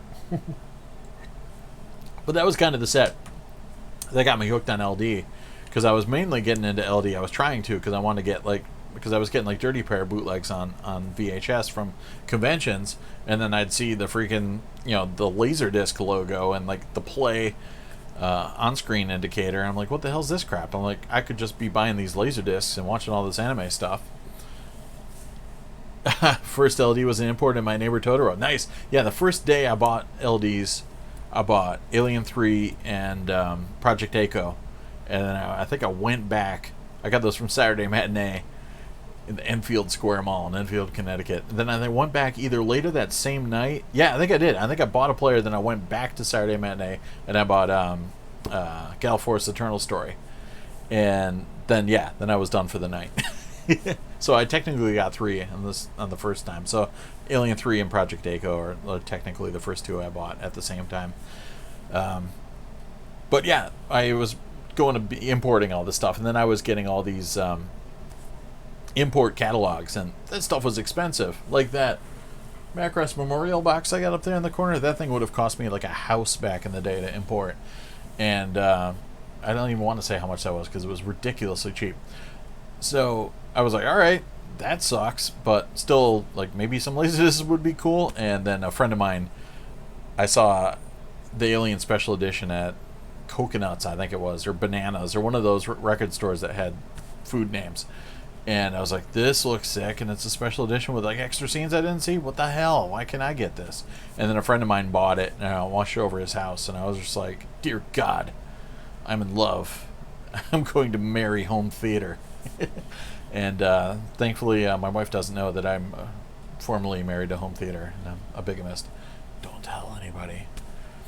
Yeah, aspect ratio is supposedly also wrong on the box set of Alien. Apparently, it's zoom boxed, so it's proper 2.35 to 1, but it's the engineer just zoomed in on the image to, I don't know. Normally they zoom in a little bit to get rid of like splice marks, etc. on the top edge, but yeah, I have no idea why, because some people even call it an atrocity. That said, I never noticed it because I've never taken a TV into the movie theater and like looked against a film print of Alien, and I don't have any film clips of it to compare. But yeah, supposedly it was zoom boxed. So yeah, everything, aspect ratios are a hot mess. They still are, always will be. Nice. Used to just watch it fall asleep. But yeah, that Alien 3 disc, man, I blazed that, even though I had like laser rot in the beginning. That was like, I would show to a lot of people that came over the house. I'd be like, check this shit out, and I'd fire that up. And I freaking love that movie, even though, David Fincher's pretty much disowned it. But I saw it in the theater and I liked it, and that's like, since it was like my first LD, and it sounded amazeballs, it was just one of those things I watched. And the Elliot Goldenthal score freaking rules. I would just watch it over and over again. And Charles Dance is so cool. How cool is Charles Dance in that flick? Oh, man. Like, the cast rules. I mean, it kind of sucks that they're all, like, given, like, the same look, and it was hard to, like, tell, like, Paul McGann apart from, Charles Dance apart from, everybody and their mother in that thing, like, rocks. Like, got, like, a serious batch of solid films under their belt. And Charles S. Dutton, man. His little tirade there is killer. He's the eulogy scene is like freaking awesome, and dude, I'm a murderer and rapist of women. I'm not. That's just him. He said that in the movie. So many great quotes. Anyways, aspect ratio on Dominion prequel to Exorcist is wrong. I still haven't seen the Yeah, I haven't seen the Dominion version. I saw the first theatrical version that came out.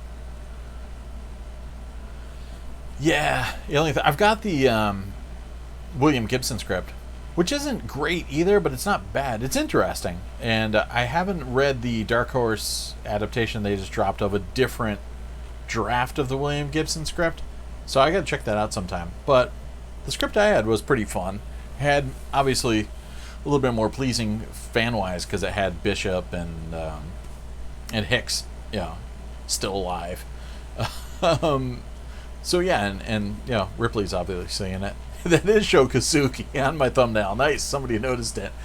I was like, I gotta do a stealth live stream. I gotta add a ninja on there, and if I'm gonna add a ninja, it's gonna freaking be Sho Kosugi.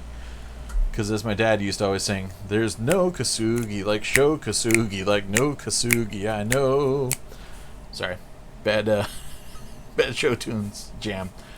I need some of those movies too. I love those flicks. Oh yeah, Dr. Giggle's 1.85. It's supposed to be 2.35. There was a lot of that stuff with Super 35 films getting reframed, and James Cameron notoriously did it with The Abyss when it first came out in letterboxed Laserdisc. He was so distraught over the state of 1990 television technology that he felt that if you letterboxed a 2.35 to 1 film and watched it on a tiny television, you weren't going to see any of the nuances of the performances. So later on, he released the notorious pan and scan versions, the director's pan and scan versions. But when he first dropped it on Laserdisc, he did a recomposed kind of halfway in between version at 1.90 to 1, and he later regretted that. But sorry, I got an itch. But it's out there. And then there's the whole Vittorio Storaro reframing Apocalypse Now to like that 2.05 to 1 or 2.0 to 1. But yeah, a bunch of rejected Alien sequel scripts got turned into comics. Yeah, and then Vincent Ward, I remember hearing about his script, which sounded like it was just insane.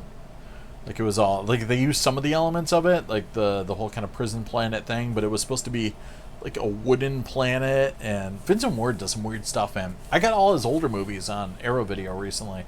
I should go and watch those things. But What Dreams May Come is a bummer of a flick, man. I remember watching that one. I got it on DVD the first time. I should get that on Laserdisc, just for the hell of it. Late release. But yeah, his script I'd be interested in reading. But I love the Wreckage and Rage documentary about Alien 3, and I had to get the Blu-ray, which again, they still have copies occasionally for $5 at Big Lots of the Alien Anthology Blu-ray set, which is such a deal. But yeah, the Wreckage and Rage extended documentary on that is killer stuff, and I just love the whole tale of the making of that film and unmaking and remaking it. So I feel bad that David Fincher feels violated by it, but I love those shots of him on the set, complaining about them, the brass being there and talking about nobody knows what they're doing. Dude was frustrated. I felt bad, but I still love it. Earthward is one of the best Dark Horse Aliens comics. All right, cool. I never checked out any of the stuff past the that first batch. I had the first kind of graphic novel collection, which I probably bought late 80s, early 90s or something. And it was all okay. It was all just it was like Aliens recycled and repurposed in any fashion. There wasn't really anything new brought to the table, which is again what I was expecting with Blade Runner 2049 is everyone just kind of regurgitating and repurposing Ridley Scott stuff. And then when Denis Villeneuve had his own vibe, I was like, hell yeah. But yeah, I would watch an Earth War movie miniseries too. I'm down for it, even though I haven't read the comic. Sign me up. Yeah, the Wood Space Station. I like it because it's crazy, but yeah, I understand it's probably not practical in terms of making the film, but I do like the effects on Alien 3 too. I mean, there's a little bit of that weird, dog alien stuff, and the tiny bit of CG, and there's a little wonky, but there's a lot of really cool shots of the Fiorina landscape and everything. It's gorgeous stuff. Aliens Book 1 of the first series of the Aliens comic. Yeah, that's got to be the one I had. It had like a bluish cover. Yeah, I haven't read that in ages. Earthworm follows Hicks, an older Newt dealing with a full invasion infestation. Yeah, nice. I loved how they kept saying, the next movie, they're going to invade Earth. And they even had that, like, teaser trailer for, was it Resurrection or was it for Alien 3? They're like, next time, next year, it's happening on Earth. And then there's just like, psych. It's not. And then Resurrection's like, yeah, we're still not on Earth. We're just hanging out with Michael Wincott and playing basketball in space. Then we're going to throw this creepy baby thing up in your grill. Deal with it. Book 2 has the Madman Marine trying to tame the alien and make them soldiers. Oh, nice. Alright, maybe I'll check out some more of the Dark Horse books. There's got to be an ass ton of them by now, though.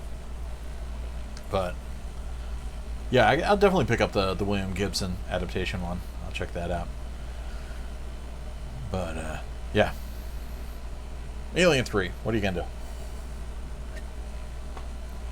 Anyways, oh yeah, so back to my home theater nonsense. So I finally hooked up the Ferrugia, I retuned it, I tweaked it and everything like that, and reset the, since I didn't have the DPS in the chain anymore, I did the YC delay in my DVD-O, which is pretty handy for some things like that.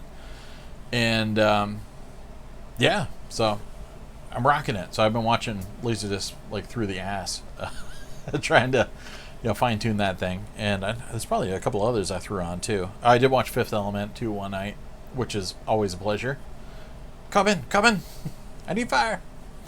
That was Super Green. So I watched that, and that's always a good go-to, because it's pretty much DVD quality. Laserdisc, Super NTSC transfer. Ugh, it's gorgeous. If you don't mind someone just telling you what happens, check out the channel Alien Theory. Alright, nice. Actually, I don't mind. That's cool. Yeah, they relaunched Aliens and haven't stopped since. Nice.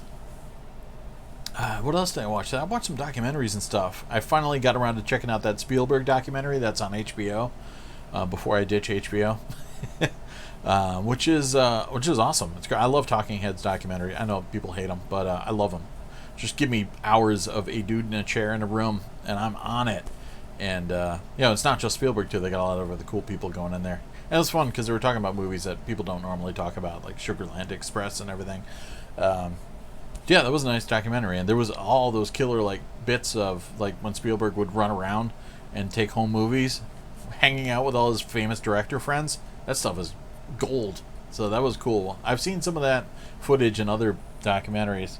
Probably it might have been the De Palma documentary I was watching, which I also like. It's just De Palma sitting in a chair for 2.5 hours. It's freaking awesome. And I don't even like a lot of his movies, but the ones I do like, I like a lot. But yeah, so that was cool. So I watched that, and I finally got around to the Flash documentary about classic Flash Gordon, Dino De Laurentiis, 1980 version, and Sam Jones and his life post Flash and Ted. So that was cool. And what else did I stream? I swear I fired up other than Stranger Things nonstop, but I'm sure there was a couple other things in the mix. Predator's got some new comics too. Nice. Yeah, I still haven't watched Shane Black's Predator just because one, I like Shane Black movies, and this is the one that everyone hates, and I like Predator movies, and this is the one that everyone hates.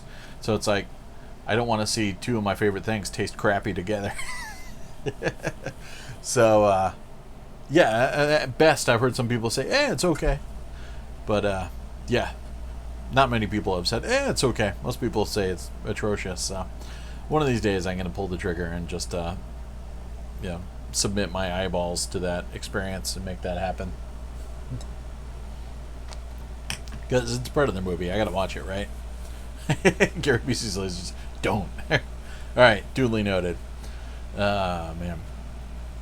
Though I still haven't watched Alien vs. Predator Requiem or whatever, the second one there. I still haven't watched that. I watched the first one, though, in the theaters, even. Which is great. I had that classic, subarctic temperatures. Like if you were exposed for 1 second, your skin would freeze and you would explode, and then the main characters just running around in a tank top at the end. Like, I'm in. I'm cool. I believe this.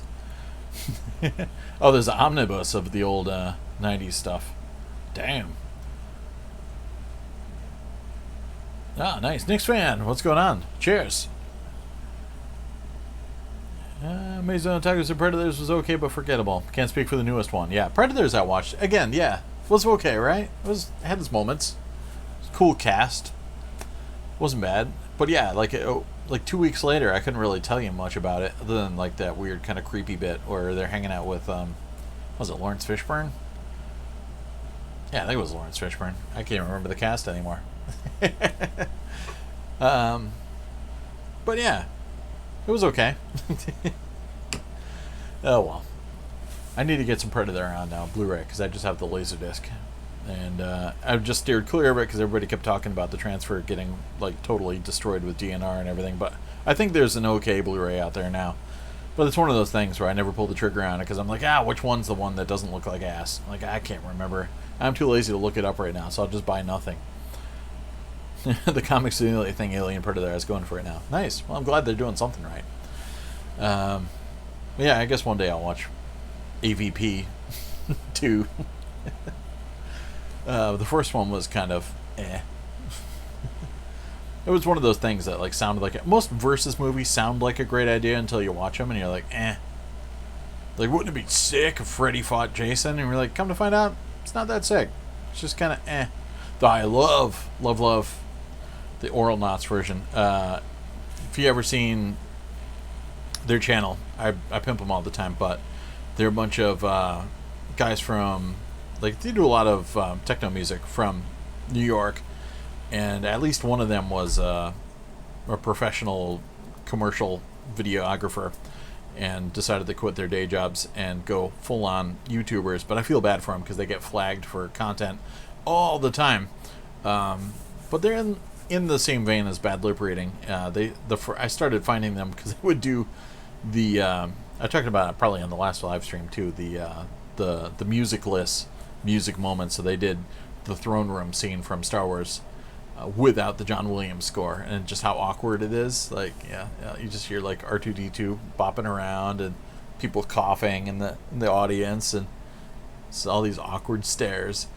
So I fell in love with them then. Then they did Star Wars kind of redubs, and they recreated the whole series as a tale of the Jedi being smack addicted party freaks, and the Empire being like a Walmart-esque kind of family friendly fun zone thing. Like the Death Star was a laser tag super multi-level fun center, and yeah, the Jedi are just these horrible smackheads, and yeah, killer stuff.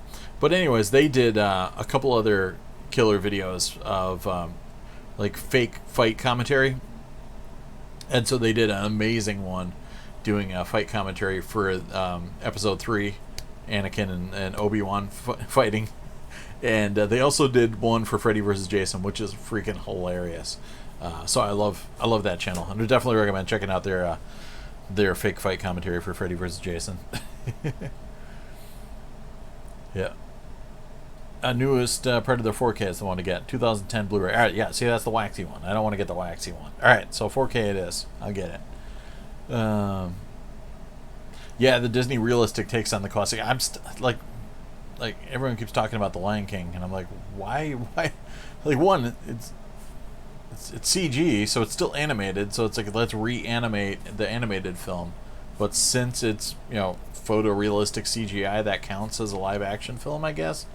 So it's, I don't know, why reanimate the Lion King? I don't get it. I know Favreau supposedly knocked it out of the park with the Jungle Book live action, which started this whole nonsense, but I didn't bother watching that yet. Everyone loved it. Maybe I'll check it out someday, but it's like, yeah, this is like a full-on reanimated version of an animated film that's not that old already. I don't know. I have the Lion King. I'll just watch that. But whatever. And now they're doing Mulan, which, that out of any of them, that one makes sense, because that was kind of like the Princess Mononoke of the modern Disney series. Like, it was really, all the stuff with like Mushu and everything just kind of felt crammed in there. It really felt like almost period piece action drama with some Disney elements crammed in sideways. So it almost looks like the live-action Mulan is the movie that they were trying to make in the first place. So that seems fine, but like it's just weak sauce that they're going to do everything, go down the list, and make me a live-action version of that. And I don't know, maybe the Aristocats will be next. We'll see. Freddy and Jason would have been 10 times better if they gave it the Hellraiser ending that one of the scripts had. Dude, that would have been nuts. But yeah, it's one of those things. It's like the concept, like fans love the concept of somebody versus somebody, but the reality of it is it's seldom exciting. Though I did like the idea that, Jason, at least they had a different skill set. Like Jason was a bit of an idiot and was made up for in brute strength, what Freddy didn't have, and he was a little more weaselly and was more inventive with his dreamscapes and everything like that, but whatever. Austin's got the waxy Predator disc. Looks like Pixar at the start, but the rest isn't that bad. Nice. Predator is one of those things. It's like I loved it, but I never ended up buying like multiple copies of it. Holy Grail LD player, probably the same as everybody else's HLD XO. I don't foresee owning one unless a good deal comes my way. Though I do have to give a shout out. Peter Biancardi's always trying to get me into the world of Sony Muse players, so I gotta say Sony Muse because he likes it when I say Sony Muse. So I might end up getting a Muse player because you can get some non-Pioneer ones reasonably affordably sometimes, and so that's a possibility. But I'm still not quite ready to drop more than $1,000 on a Laserdisc player.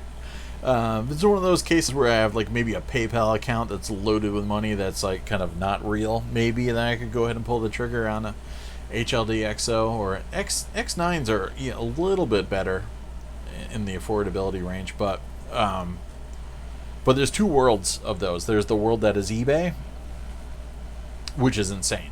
The prices they want for those things are legit insane. And then there's the world of once you kind of crack into the collector's market and know people that know things, those players are a lot more attainable. So it just takes a little bit more networking to figure out the real score. But dude, those guys on eBay are asking like $2,500 for like an X9 or something nowadays. It's ridiculous. And yeah, the Muse decoder thing is interesting too, because as my buddy Peter has been doing endless research on these things, has kind of discovered that certain decoders play better with certain players, and everybody has the Sony decoder because it's affordable and locatable, but it plays better with the Sony and the Panasonic knockoff player. But then there's that other one. I don't know if it's a Sony but it's like that Mega Muse decoder. It's got like everything in it, and I forgot the model number of it. Everyone says that one's like killer, but like a Pioneer decoder is like a freaking unicorn. So everyone's pairing their X9s and HLD XOs with the Sony decoder, and then finding out that Muse doesn't look that great, but it looks a lot better through like the Panasonic player. So really interesting stuff. I love that there's all this new information that's still getting kind of squeezed out of the Laserdisc world. It's nuts. The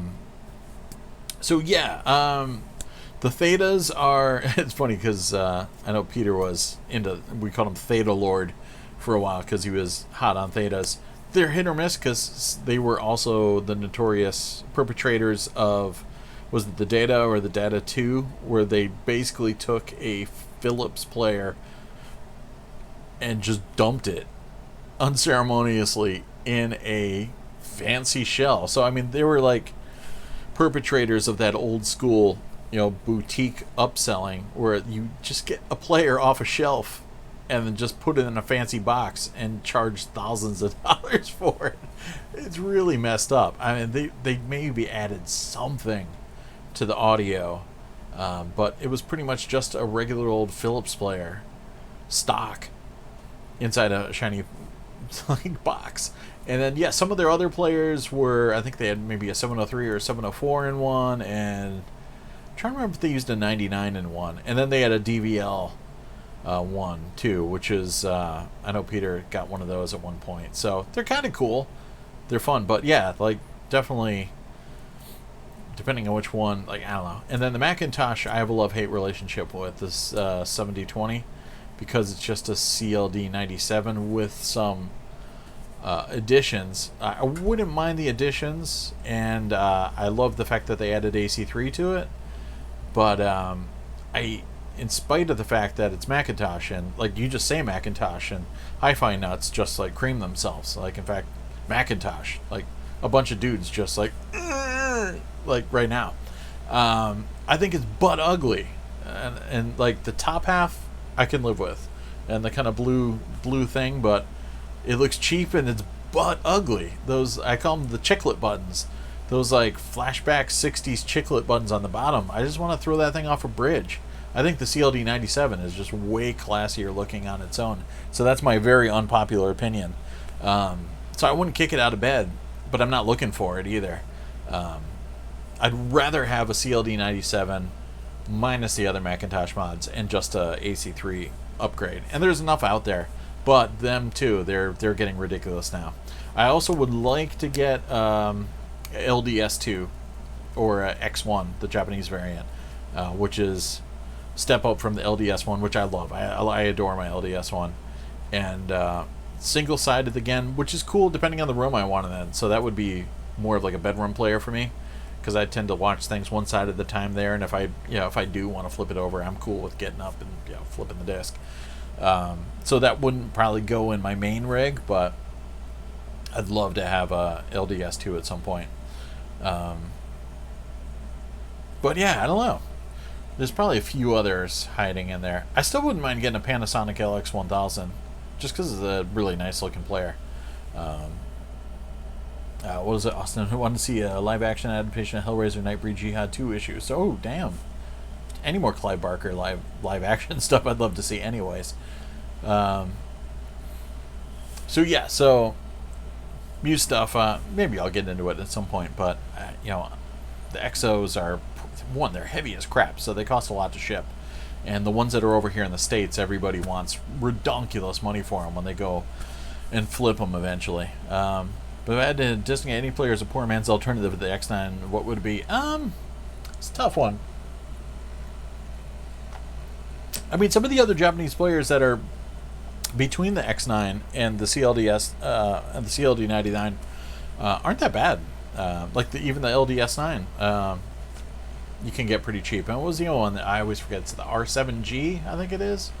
A lot of people like that player too, and you can get it pretty cheap. But you have to find it on get a proxy bidder on Yahoo Auctions or somewhere, and get it drop shipped to you. But those are nice players. The only thing is, if you're susceptible to the dreaded CLV smear, those players exhibit it some more than others. I don't really notice it that often, depending on my rig. And even watching it on my CRT TVs, I never really had any problems with the CLV smear on my 704.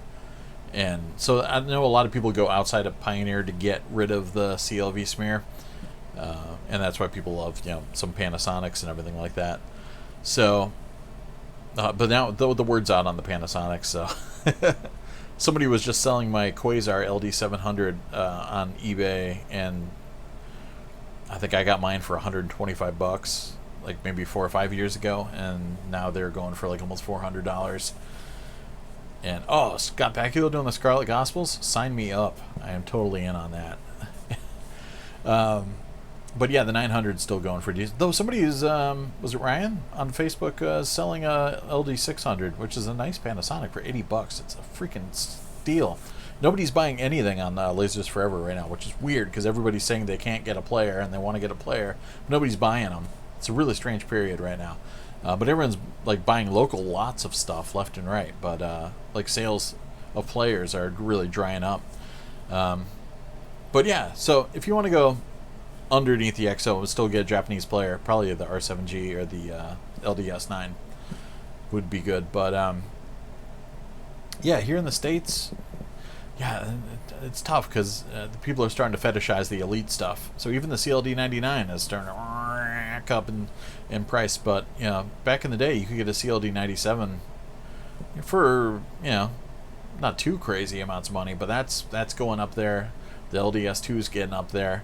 But man, even the LDS1, which is too bad because that used to be pretty affordable. I love that player. It's like late 80s, but if you're not looking for AC3 or anything like that or digital out and you just want to hook it up to like an old tube TV, that's kind of the way to go, man. I just love watching things on my old Magna Crotch 27-inch through the LDS1. It's got at least digital audio, and it pumps it out through the RCA jacks, but it can at least play it. It's got a great looking picture, and I just love that bastard. But yeah, so it's tough. There's so many choices out there, and the Panasonic used to be like the kind of poor man's option at like a 704 killer, but people seem to know about the 900 now, and that's even tough to get like a perfect one because the earlier ones have that weird automatic gain control issue with the black levels kind of get wonky. So you want to get one that's manufactured from like 94, 95, that sort of thing, or the Quasar, but the Quasar is like a freaking unicorn. I've seen 3 for sale over 5 years time, and I own one of them, and I'm not selling it. But yeah, I don't know. There's probably a couple other good options, but I got a couple players for sale too. If you want to pick up and you're in New England, I'd be glad to hook you guys up with a player. But I'll ship too if I have to. But I've got a Panasonic LX670, which is dual-sided and is it's got provenance. It was the player that played Big Trouble in Little China and Brain Scan at Retro World 2017. And it's been a player in the laser room at work, so it's done lots of laser lunches. But I got it from the first owner, and it was from Leechmere. I think he picked it up from Leechmere back in the day. It's got optical out, and so you can play DTS discs and PCM. No Dolby Digital though, sadly, but it's a really nice player. So I got that, and then I got a ProScan LD400, is it? Which is ProScan was like the high-end RCA version, but they were all Pioneer rebrands. So it's just a early 90s Pioneer double-sided player. But it's still, they both have the remotes and everything like that. So I'm hustling those guys if anybody wants a player. I know 4K was going to buy my CLD D704 that I have for sale. I should double check with him and see if he still wants it. But if he doesn't, I'll also have a CLD D704 for sale. And I have a CLD D703, but I'm going to change out the spindle motor on it because it's making a rattle. And it's like a certain rattle that it's either the chassis is twisted or the spindle motor is going. And I think it's the spindle motor going. So I just did a spindle motor change on my 704, so that thing's good to go for quite some time. And yeah, so that's a nice player. But the 703, I still got to do a little bit more work, and I've got a DVL90 that I still do need to do some more work on too.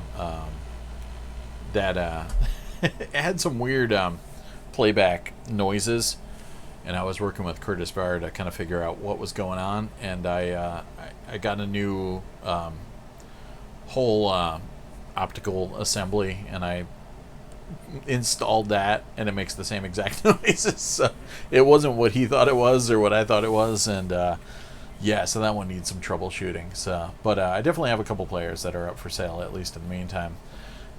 And then I still have a couple. My Sony MDP 800 I don't want to part with, but like maybe if someone twisted my arm I'd sell it, but I don't know, I kind of don't want to. But yeah, but anyways, reach out if anybody needs a player and something that's not too crazy. I don't have any HLD XOs or anything. I mean, like once you kind of build up, it's attainable if you like if I had bought a bunch of CLD 97s back when they were expensive, I could trade those in now, and for a couple of those have enough money for a X9 or something like that. So it's the ceiling just keeps seeming to get raised for these players. So the future's bright for resellers. Though I don't know. Yeah, maybe somebody will start buying on Laserdisc forever. I was actually going to either drop my players I was hustling on eBay or put them on the Facebook Marketplace. Facebook Marketplace Laserdisc players are so freaking overpriced, though. Everything's at least $100 too expensive. It's like, oh, CLD S201, $250. Yeah, comes with 2 copies of Speed. I know what I got.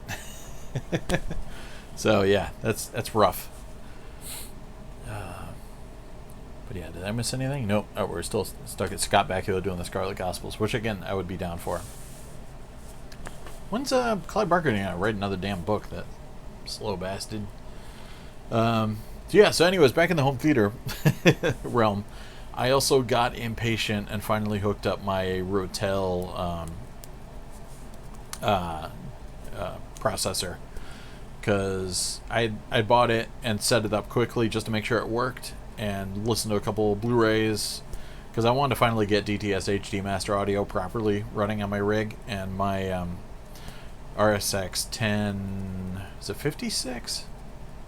Doesn't have HDMI inputters. No low ballers. I know what I have. Yeah, see, Gary Busey knows the score.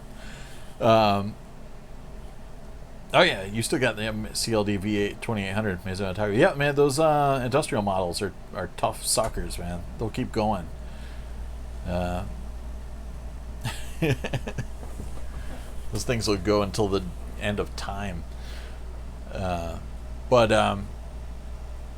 yeah, I want to get some DTS HD Master Audio playing properly instead of just listening to the core DTS all the time. But yeah, so my receiver didn't have, HDMI inputs, and it didn't obviously process those audio chains. So I finally got a RSP 1069, which is got similar faceplate and everything like that. I love that era of Rotel where they did the kind of black rack mount edging and the silver faceplate in the center. So that matches my receiver. But I'm gonna get an RMB 1077 7-channel Class D amp at some point, and I also need to get a tuner because I listen to a shit ton of radio on my receiver, so it's not something I can give up. And of course the surround processor doesn't have a tuner built in, so I want to get either a RT 1080, which there's a guy in my state that's got one on Facebook Marketplace, but he's only selling it as part of this huge stack of Rotel gear and 2 speakers, and I'm like, I'm not going to buy $2,600 worth of gear that I don't need just to get a tuner that normally costs $50 to $100 on eBay. But I keep eBay hasn't really had anything good lately. And there's one on there now, but it's got the black faceplate, and I want to keep it all matching. So I want to get the silver one. Suppose Barker's working the Book of the Art 3, but still published it. Damn it, slacker.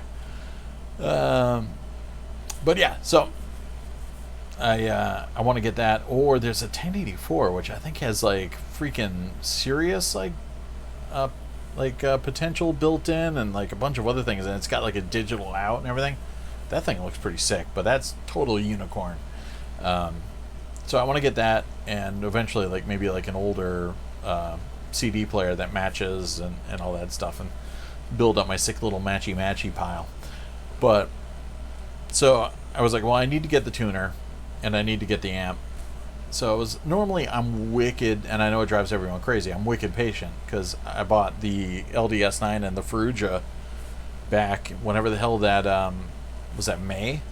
So whenever the swap meet was, and everyone's when are you going to hook it up? And it's well, I'm waiting for the step-down transformer. When are you going to hook it up? Well, I'm waiting for some BNC interconnects. When are you going to hook it up? Well, I'm waiting for a good time to hook it all together. So when I first hooked up my DVDO Edge and my DPS and everything like that, there was so much stuff I needed to do, because the DPS 290 has this wicked loud fan, so I wanted to trade that out for a quieter fan and do all this stuff. So it was a project, and I just had this stack of gear in a room that was going to get put together at one point, but I needed to get the DVD recorder, I needed to get the DVDO, and I needed to get all the interconnects and everything like that. So I was wickedly patient. So that was going to be that again. I was I had this new processor, which is sick, and I wanted to listen to it, but I didn't have the amp, and I didn't have the tuner, and then finally I'm like, you know what, screw this. So I went to, because of course I didn't want to overheat my receiver, because I could use the receiver as an amp and just run the 6 RCA jacks out of the processor straight into it and just use that as an amp. And I'm like, screw it, let's do this. So I'm still not 7-channel yet. I'm still just running 5.1. But I went to Lowe's, and I got a bunch of kind of pipes that were big enough to put the feet of the processor on, and so I could stand it up and give like a good 4-inch bit of space between it and the receiver. And yeah, I just wired that biatch up and then hooked up. There's a nice HDMI audio only output that's coming out of my DVDO, so I threw that in there. So now I'm running multi-channel PCM of all those high resolution audio tracks into my Rotel now, and then just running that through the receiver. So it's a little wonky because I still have to use the receiver for the tuner if I want to listen to the radio, and it's also a little wonky because the remotes are identical. At least the whatever channel, the bandwidth channel is the same. So the remotes are different, but they still operate on the same frequency.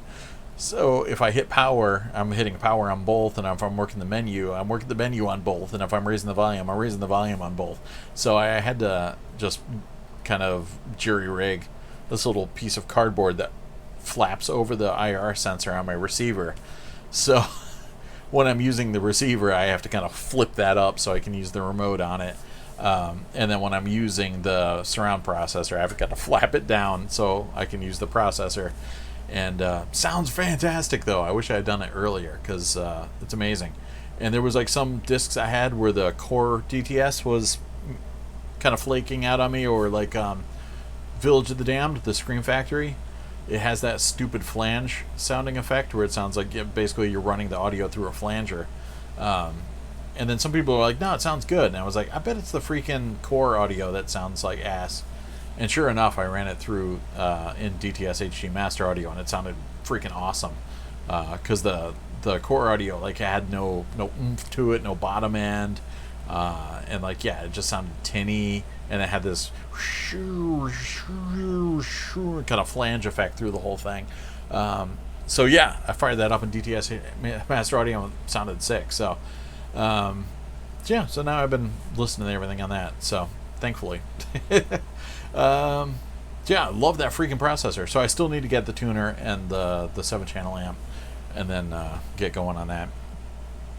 So that's the next project. And the other project is I want to upgrade my surrounds to DefTech bipolars, because I got a whole DefTech front section, front stage. So I want to get DefTech surrounds too. Not that it really matters, because it's going to be super diffuse and everything like that, but I want to keep it all, matchy. Cabal 2, 3, and Galilee 2, but nothing. Clive Barker, get working. 4K Endgame? Yeah, definitely getting the 4K of Endgame. I've been picking up this side of Ragnarok. I think I've been pretty much getting 4K only for Marvel flicks. Because, yeah, I got Infinity War 4K, Black Panther, and Ant-Man and the Wasp, Captain Marvel. Yeah, I think I've got everything this side of Ragnarok in 4K, which I love. Ragnarok is so cool. That's one of my kind of go-to 4Ks. I'll watch that a lot. That and Blade Runner 2049, of course. But yeah, so I'll be picking that up. I haven't been getting the Best Buy Steelbooks or anything. I got the Best Buy Steelbook of Ragnarok, but I haven't been splurging. They're just so damn expensive. I mean, they're cool though, but you're just paying for the steel. They don't come with any extra features. You're just paying for the Steelbook experience, but whatever. Yeah, I know Barker's been. It is amazing that he can talk again now, because I mean, that whole coma situation he was in there, or whatever the hell happened to him, and he's got like the freaking throat polyps and everything, and dude's been through some rough times. Yeah, Infinity War 4K looks nice. But yeah, there's some things I'll pick up on Blu-ray, but I'll pony up for the MCU and go 4K. Why not? Yeah, I love the fact that it comes with a Blu-ray anyway, so I can watch it on because my projector is still 1080p. One of these days I know they're starting to get real 4K projectors at a reasonable rate.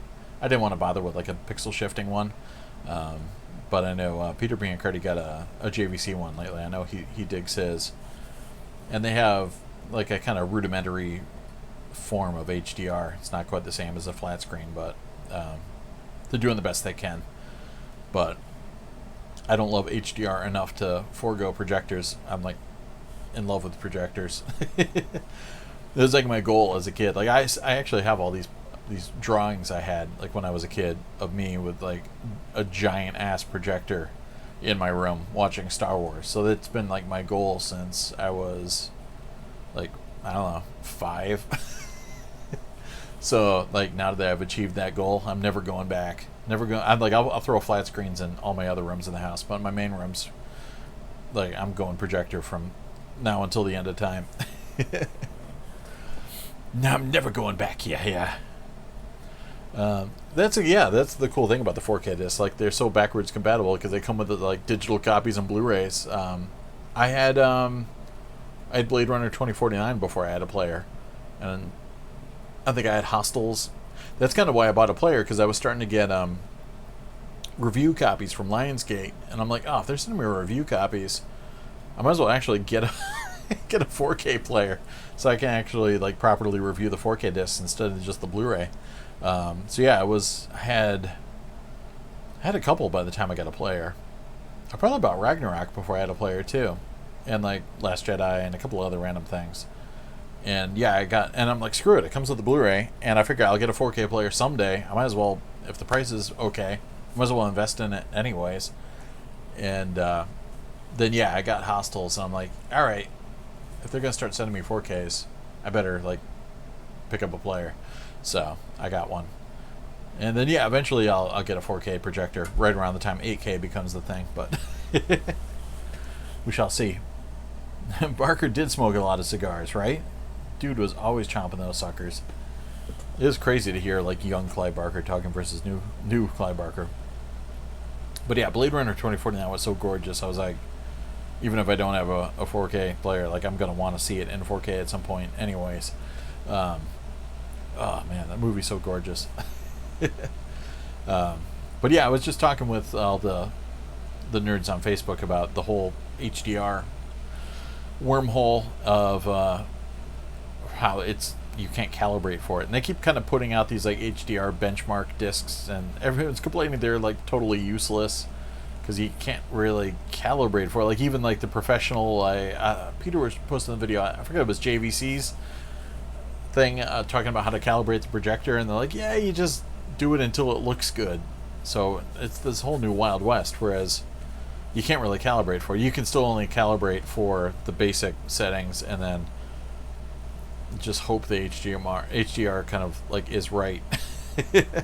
But it's like, oh man, nobody knows how to calibrate their regular TVs anyways. Like, and you're throwing all this extra stuff in there, and then they throw all these options, like different like kinds of HDR on the player and on the TV. It's like, dear God. Like nobody can even watch like a 4:3 Laserdisc on a modern TV in the right aspect ratio, and you're asking people to do all this other stuff.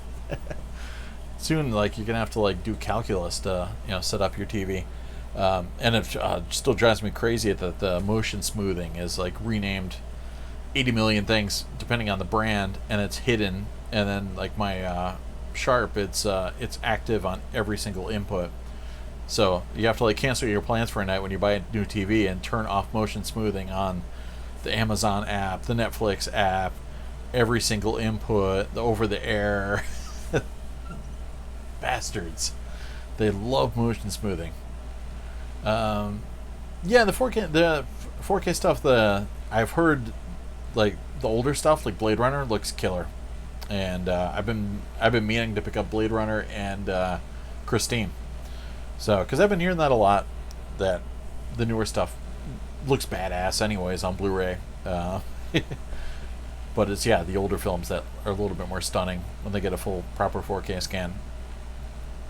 And then there's the whole, thing, films that were, 2K films anyways, and just kind of upscaled into 4K, and what films are actual 4K. And it's funny, we were just talking, there was a huge thread on Laserdisc Forever this past week that spiraled out of control, and it was a guy who was saying, he was just kind of lamenting the fact that his friends and family or whatever were like treating him like an asshole because he collected Laserdisc, and he was just kind of trying to wrap his head around it, and it kind of spiraled out of control. It wasn't as bad as there every once in a while that like the one guy will roll into LDF and drop the troll bomb of like, in the world of Blu-ray, why would you in 4K, why would you collect Laserdisc, and it just turns into the shitstorm of the utmost quality. But no, this guy was just actively kind of lamenting the fact that his friends didn't respect his collection, and he was wondering, why other things were cool. And I was like, yeah, dude, you can totally have like floor-to-ceiling shelving of nothing but VHS tapes and 8-bit video game cartridges, and you will get nothing but high fives from the world. But you bring in something like Laserdisc, and they're like, you're an asshole. 4K is better. And it's like, well, yeah, and I love watching my UHDs too. But anyway, so that whole thread was getting out of control, and there was one guy who was saying about how, people were talking about audio, and sometimes the LD audio is better than the Blu-ray audio, and it's mostly down to the mixes.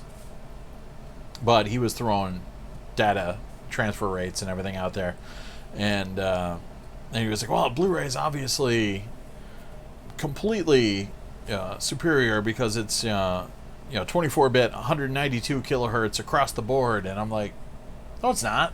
Like, it has the capability for it, but I'm like, last I knew of 4 Blu-rays that had that. Like, there was like Akira and like 3 like music discs. Maybe there's more now, but just about everything I have is 48K. Like, and I think I've got Leon the Professional is 96. But yeah, I'm like, no, it's not. That said, I mean, it still sounds great. But like, there's this guy, Andy Summers, that he's got a YouTube channel, and he does live streams. He used to do it on YouTube, but he would live stream him watching movies a lot, so he kept getting content flagged. So I think he just live streams on Facebook now. But 4K a black hole, that would be sick. More on black hole later. But he complains about near field mixing on Blu-rays and Atmos mixing, getting things wrong all the time. So newer isn't always necessarily better on that front.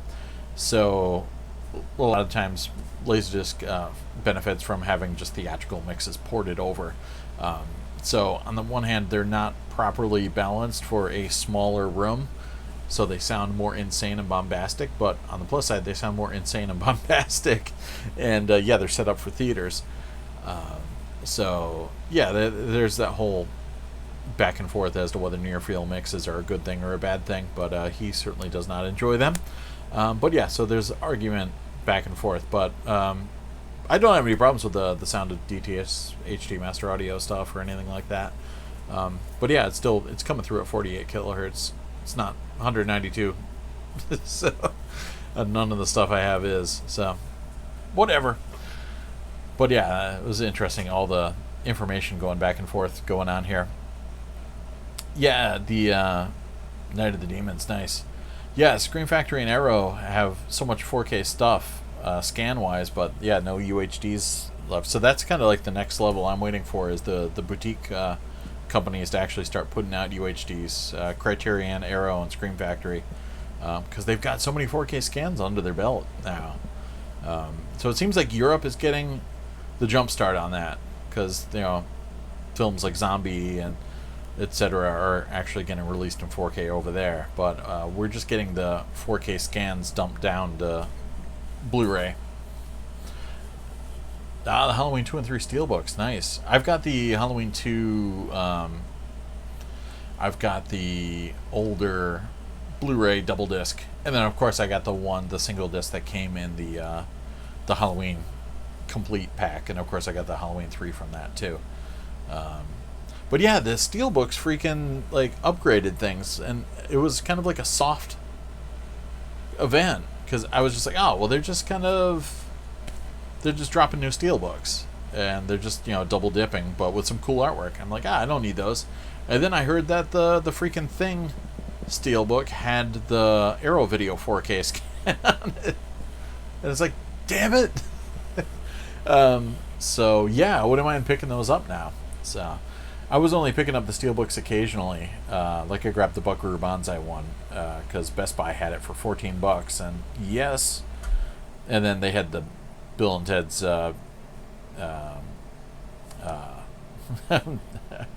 Bogus Journey I had to buy from Bill and Ted's Excellent Adventure was Steelbook at Best Buy, so I picked that up, and then I had to buy Bogus Journey from Amazon for cheap-ish, but I splurged a little bit for it. Yeah, I didn't get the 10 disc. Or which one? I've got the one that's, how many discs is it? I've got the, is it 8? Or is it 10 and I can't remember which one's. I didn't get the box. I got the little slim double clamshell kind of one. But I'm not missing that much stuff. I think I'm missing some Halloween 4 and 5 things on it because I double dipped so much. Like I've got like every version of Halloween that comes out, and then I've got multiples of the Blu-ray because I bought the original Blu-ray when it first came out, and then I bought the anniversary edition digibook with the kind of Michael Myers art on the front, and then I bought, of course, the 4K, which came with the same Blu-ray from, I think it was the original Blu-ray that Anchor Bay put out, and then and then I've got, of course, the copy that came in the double case box set, and that one's got that's the one I think that has the mono track, which is nice. So it's got that, and I've got all the special features from all the different versions, so I was good on that. And I've got the 25 Years of Horror DVD, so I'm like pretty well covered. And then Halloween 2, I've got the Universal Blu-ray that came with the bonus movie there, and then I've got the double disc Shot Factory that came with the TV cut.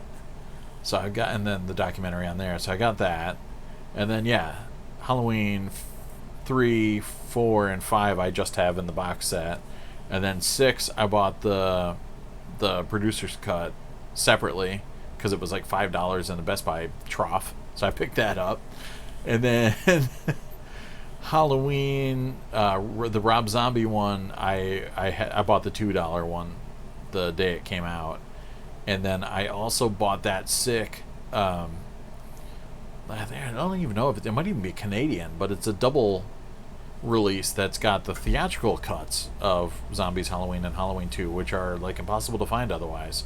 So I had those, and then so I figured between all that crap, I was good with just the $40 smaller set. So I picked up the smaller set.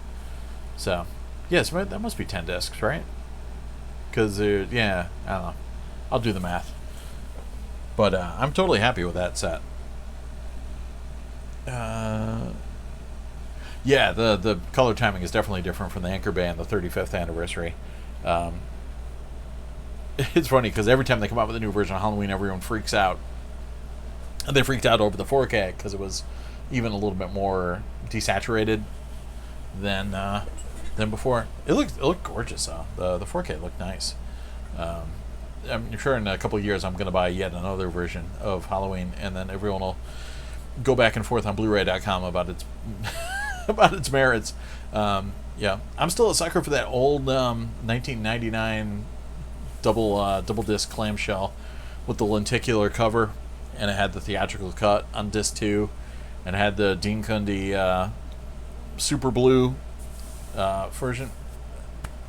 I watched the shit out of that DVD. So that's still like, I don't know, still like going home to me, like watching that thing.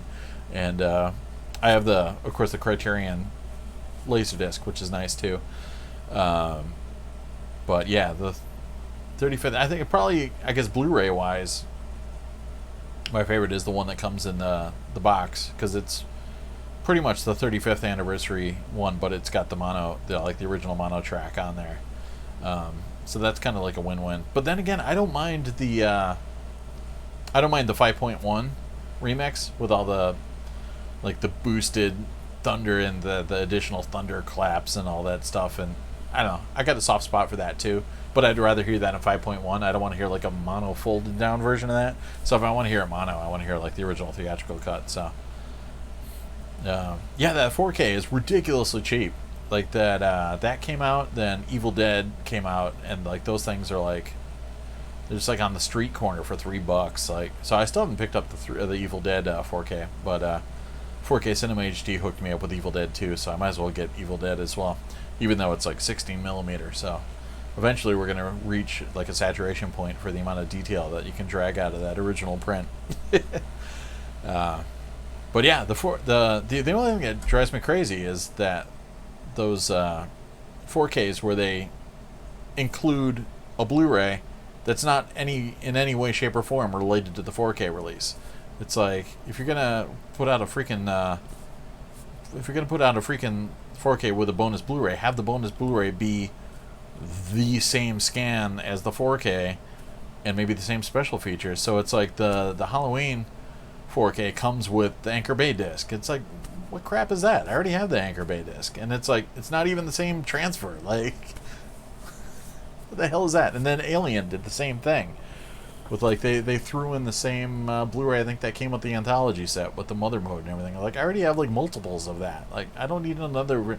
They give me a Blu-ray of the new scan that's in the 4K disc, because I want to do like maybe some comparisons or something like that. So it's lame that like it's cool that there's a Blu-ray copy, but it's lame that the Blu-ray, they're not giving you a new Blu-ray. But whatever. Yeah, mono of Halloween sounds, but yeah, it's tough to beat the original. Return of the Living Dead. Yeah, I still don't have that on Laserdisc at some point. I'm still not like completely distraught over the loss of the damn song. I love, I've got the original vinyl soundtrack, so I can listen to that all day long. But was it Deadbeat Dance that gets taken out during the scene where they're driving around? But I hate to see it. I feel like a dick. But the song that they replaced the damn song with sounds kind of cooler in the scene, and it's more like hardcore punk sounding, so it kind of matches the vibe better. And they still managed to keep the creepy laughter from the damn song at the beginning and the end of it. So it's still like, I don't know, it's still got that cool transition, but it just transitions into a more badass sounding punk song. So yeah, I really don't mind the new Scream Factory Return of the Living Dead soundtrack. And then they got the rights to everything else, and they got the original Tarman voice and everything like that. So I'm totes cool with that. So it's revisionist, but I still wouldn't mind picking up the Laserdisc. But yeah, it's getting stupid expensive nowadays. Same thing with 2. And 3, 3 also. Like, yeah, that stuff's Laserdisc gold right now. I should have picked it up back when it was like a reasonably affordable entity. So yeah, I'll get it at some point, just because it's one of my favorite movies of all time. So, but yeah, don't tell anybody I don't mind that they took out the damn song. But yeah, some revisionism isn't that bad, I guess. Maybe, I don't know. It's just nice to have the original available. And I guess, that is the way I saw it in the theaters.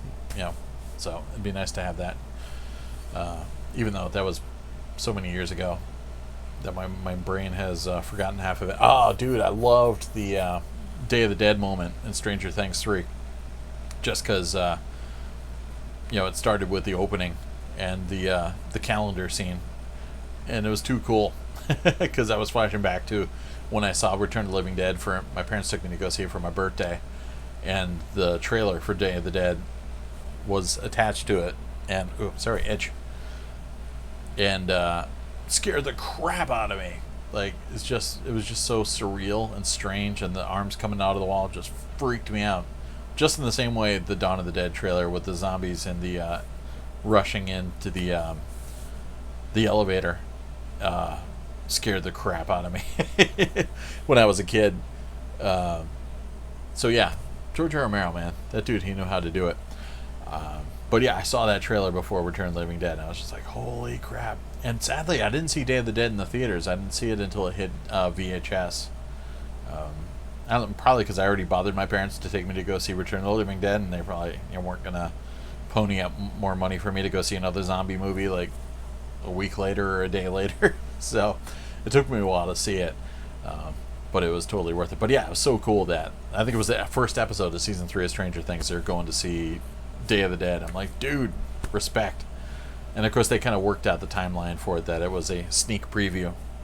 And I remember back in the day, in the 80s, sneak previews were no joke. Like, it was usually like a month ahead of the actual like film release. And the other cool thing is, whatever movie they displaced in the theater that night, they would still show it again after, and they'd let you stay in the theater and watch the other movie for free. So I saw the first preview I saw was E.T., which was crazy because it was like I had gone on a camping vacation with my family, and we came back home and we're just like kind of decompressing from vacation, and we're just cracking open the newspaper, and we're like, holy crap, there's a screening of E.T. tonight. And this was like legit, like probably a month before it was released in theaters. And then yeah, the free movie with that was Dead Men Don't Wear Plaid, which was hilarious because I had no idea. I wasn't into classic films at the time. I had no idea what the jokes were referencing or what was going on. I like Steve Martin because I love The Jerk, but I was like, whoosh. But yeah, so imagine seeing E.T. a month before it came out and like kind of trying to hold that in and like explain that to the world that you've seen, E.T. Like, I still have the button I got for it. It actually says I saw E.T. There's this huge button. I got that kicking around somewhere. But yeah, so I saw that, and then I probably told this story before, but yeah, I saw Gremlins and Police Academy, Lady Hawk and Police Academy 2, Beetlejuice and Police Academy 5, and I saw Miracle with Taxi. That was one of the newer ones. But they stopped kind of doing that after a while.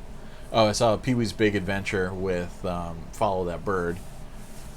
But yeah, they started doing, nowadays they do screenings, it's usually the week of. And since I'm not in a huge market, they double down those with the critic screenings. They do the critic screenings at the same time they do like the promo screenings.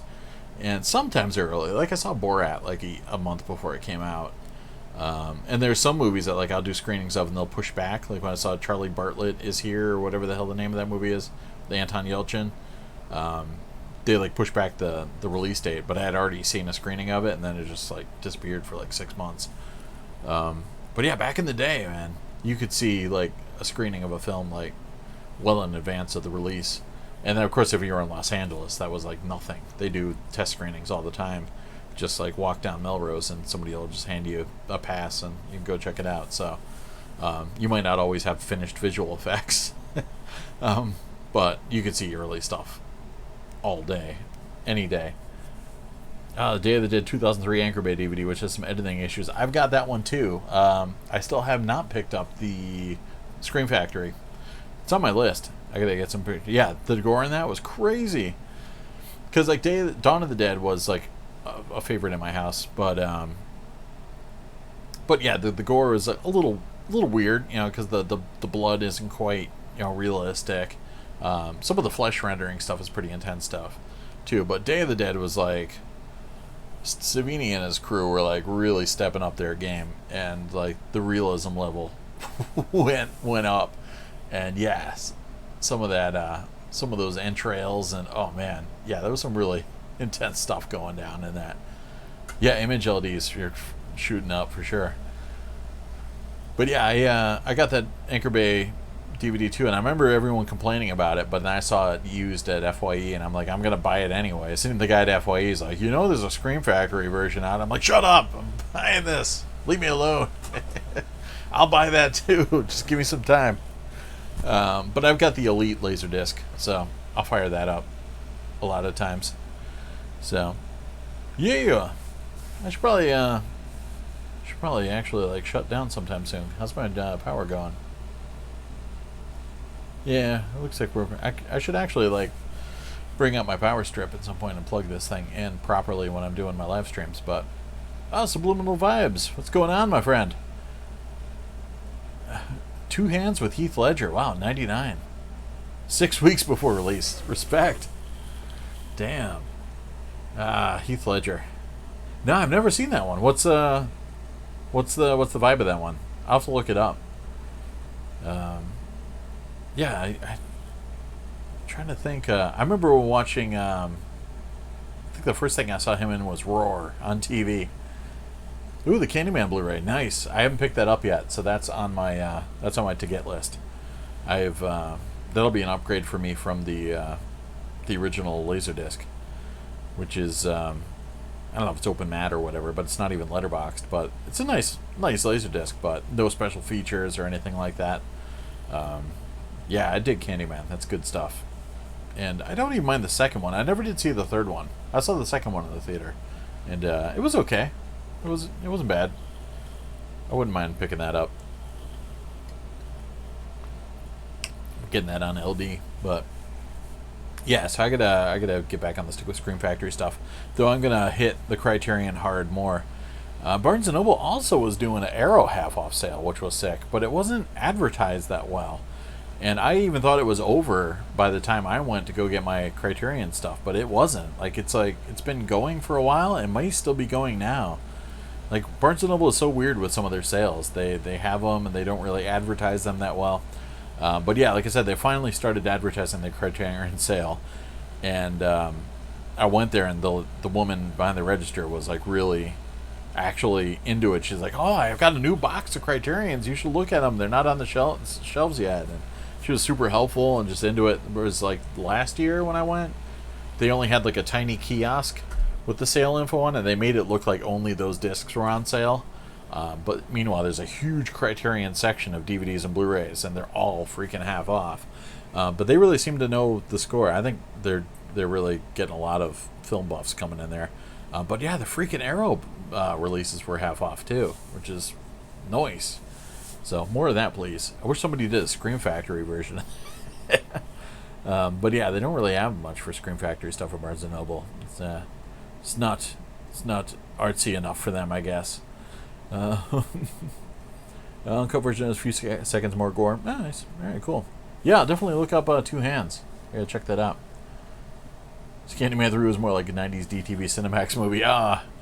That's always sad when that happens. Like Species 3 and 4.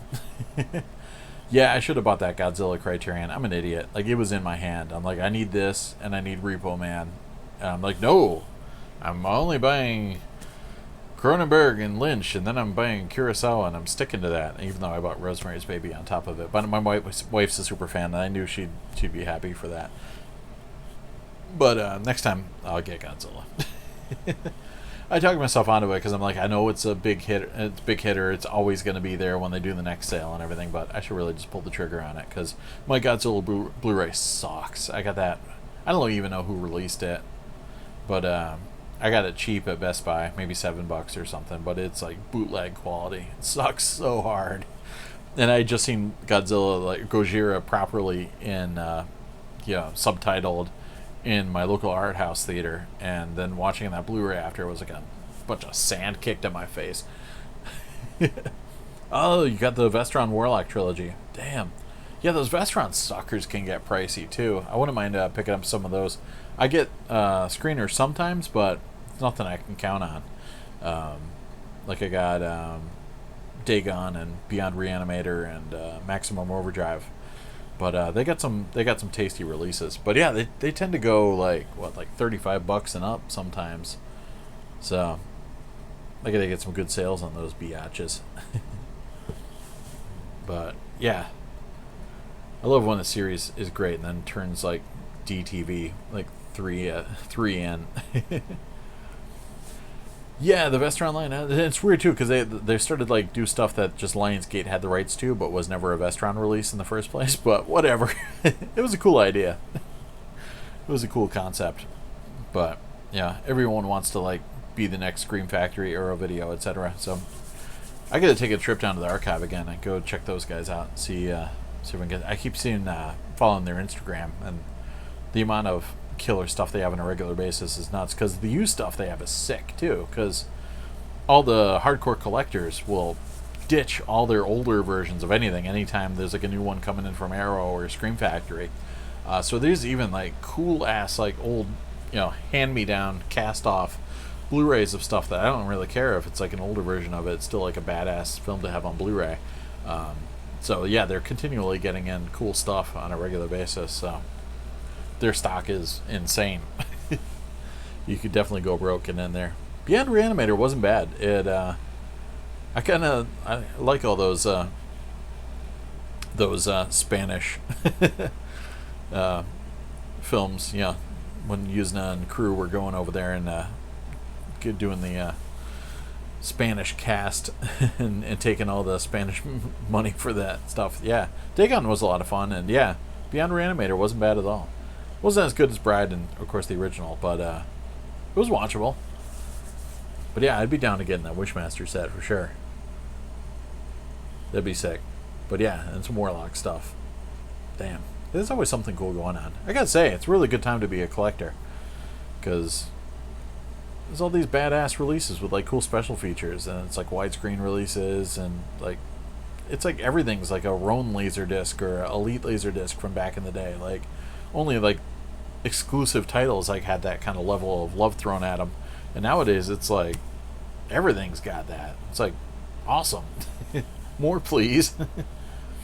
Between Severin and Vinegar Syndrome and like everybody and their mother, and then there's all the freaking European ones that I don't even import yet, 88 films, etc. So holy cow, like yeah, we're living in a pretty cool period for like cult movie collectors. Yeah, I don't have the Return of the Living Dead Vestron. I gotta get that. And yeah, there's a big backlog of Scream Factories I still need to pick up. They're still riding hard on the John Carpenter train, and I still need to get Memoirs of an Invisible Man and In the Mouth of Madness. I don't have that, so I'm dying to pick those up. So I got to get on the stick. But one thing's after another. I'll hit some more Criterions, rock that up, and then I'll be free. But yeah. All right. Well, I guess I'll start winding down. Oh, Walmart bargain bin horror. Nice. Yeah. Some nice stuff out there. And sometimes, yeah, it's not too expensive either, which is tasty. Oh, I still gotta get the first Vincent Price collection, even though I know I shouldn't, because it's stupid expensive. Speaking of, I always see those like bargain bin things. Oh, Moiki's in the house. Yeah, I'm still up. I was just about to wind down. We were talking about you earlier, but you missed it, and I showed all my pickups, but you missed it. But you'll be happy. I finally got, thanks to Ryan, I know you got a copy too, but the bootleg Taiwanese Army of Darkness. I finally got one, so you don't have to feel bad for me anymore. Black Hole. Oh yeah, dude. Black Hole. Oh yeah, I was supposed to go get my Wally Blu-ray too. I'll get that for the next one because I think my battery's gonna die soon. But yeah, I saw Black Hole like 3 or 4 times in the theaters when I was a kid. I freaking loved that movie. It was like that John Barry score is so like intense, and I was into it. I had the action figures. I had a whole bunch of them. I had a poster of Vincent on my wall for the longest time, and I had like the story on vinyl, like the story of Black Hole. Every time you hear, I forgot what the noise was, like you have to turn the page kind of thing. So I had that. I was all about the Black Hole. And I'm like, my mom was kind of like befuddled, like why I was so into it. But I had the, thanks, Mikey. Yeah, Ryan found it for me at freaking Half Price Books, so it was like ridiculous. And it actually looks pretty good, and it sounds not too bad either. It's like really good for a bootleg. But yeah, Black Hole. I got the, I forgot who was it, like Charlton Comics or somebody like put out a comic adaptation. But it had like an extension of like it had like what happens after they go through the black hole and stuff, and I was like freaking out over that. Yeah, I was totally way into the black hole, so I'd be down for a 4K because I don't own it. I haven't seen it since like it was on cable probably back in the day. I never had it on VHS, and I never had it on Laserdisc. So it's like something that like I watched a crap ton when I was a kid, and now it's like there's been a big span where I haven't seen it in so long. So love to watch that. But yeah, I definitely recommend that Army of Darkness bootleg if you can get your paws on it. It's definitely a step up from my bootleg VHS tape, and yeah, it's just as good as the like the bootleg copies that Anchor Bay were pumping out on DVD. Probably like the best DVD bootleg, like director's cut I have is the MGM Region 3 version, which is pretty nice. But what's up, Majiwumi Poo?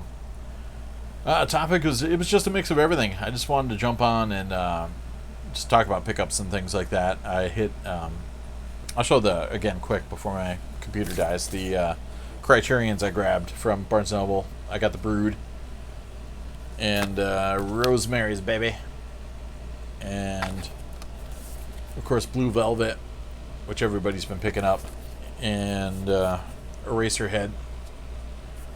But I kept it at that. It was reasonable. And then yeah, I was showing a butt ton of CDs I picked up for $1 a pop at a flea market, and some Blu-ray pickups. Like I finally got the Man Who Killed Don Quixote, so I'm gonna finally check that out. And then yeah, what else do we talk about? All sorts of stuff. Lots of HT stuff and Laserdisc player nonsense. And then yeah, the Army of Darkness bootleg LD, which thanks to Ryan I have. So yeah, now I need to get the Hong Kong one, and maybe that's about it for NTSC ones. I think everything else is PAL for Army of Darkness. But so yeah, so glad I got that. Yeah, Rosemary's Baby it freaks me out too. I sold the Tenant because it's like I thought I would love it because I heard so much great things about it, and then I ended up watching it and I didn't love it. And then a film critic friend of mine also, like you said, he hated it, and I was like, wow, okay, so now I'm hearing negative things about it, and I didn't really enjoy it. But then it's largely considered the masterpiece up with Repulsion and Rosemary's Baby, and they're kind of considered like a trilogy of sorts. So I was like, I should really give it a second chance. But I sold my DVD, and then now I'm kind of thinking, I need to revisit the Tenant. But it was one of those things as I was kind of expecting to love it right away, and I didn't. So I mean, it was interesting, but Blue Velvet, yeah, that came out a couple weeks ago, maybe a month ago. But it's pretty sick. I was saying too, I like that it's got the just the simple artwork. It's not one of those like crazy pop art things, and it's got the nice slipcover digipack thing on the inside. It's kind of simple, one photo on front and back, the bird, and single disc on the inside, and staple bound booklet. But yeah, it's nice stuff. And it's got some... the ear. It's got some special features that aren't on any of my other versions. New 4K digital restoration ported down to Blu-ray, 5.1 DTS master audio, supervised by David Lynch, alternate original 2.0 surround. Yeah, here we go. Lost footage, 53 minutes of deleted scenes and alternate takes assembled by David Lynch. A feature length. My battery's running low. Gonna crap out soon. Yeah, feature length documentary and a new 70-minute documentary from 2002 about the making of the film. So, yeah, pretty badass. Yeah, lots of extras on there. So I definitely recommend picking it up. Yeah, Rosemary's Baby is insane. What have they done to its eyes? Alright, so it looks like I'm shutting down because I didn't bring up my power with me. But Ooh, Jason's got VHS, Beta, DVD, Laserdisc, and CAD. Respect. But yeah, thanks for tuning in, everybody. I wasn't really planning on doing anything tonight, but I figured it would be fun just to drop on for a couple hours and talk some videos and whatnot. But yeah, I got a crap ton more. I'm doing a ton of like top 10 lists and everything like that. I'm going to start pumping those out this week, and I'll try and do another live stream next week. I'll try and give you a little bit of notice instead of just dropping it on your laps at the last minute. But yeah, thanks for chilling, everybody, and we'll catch you soon. Peace.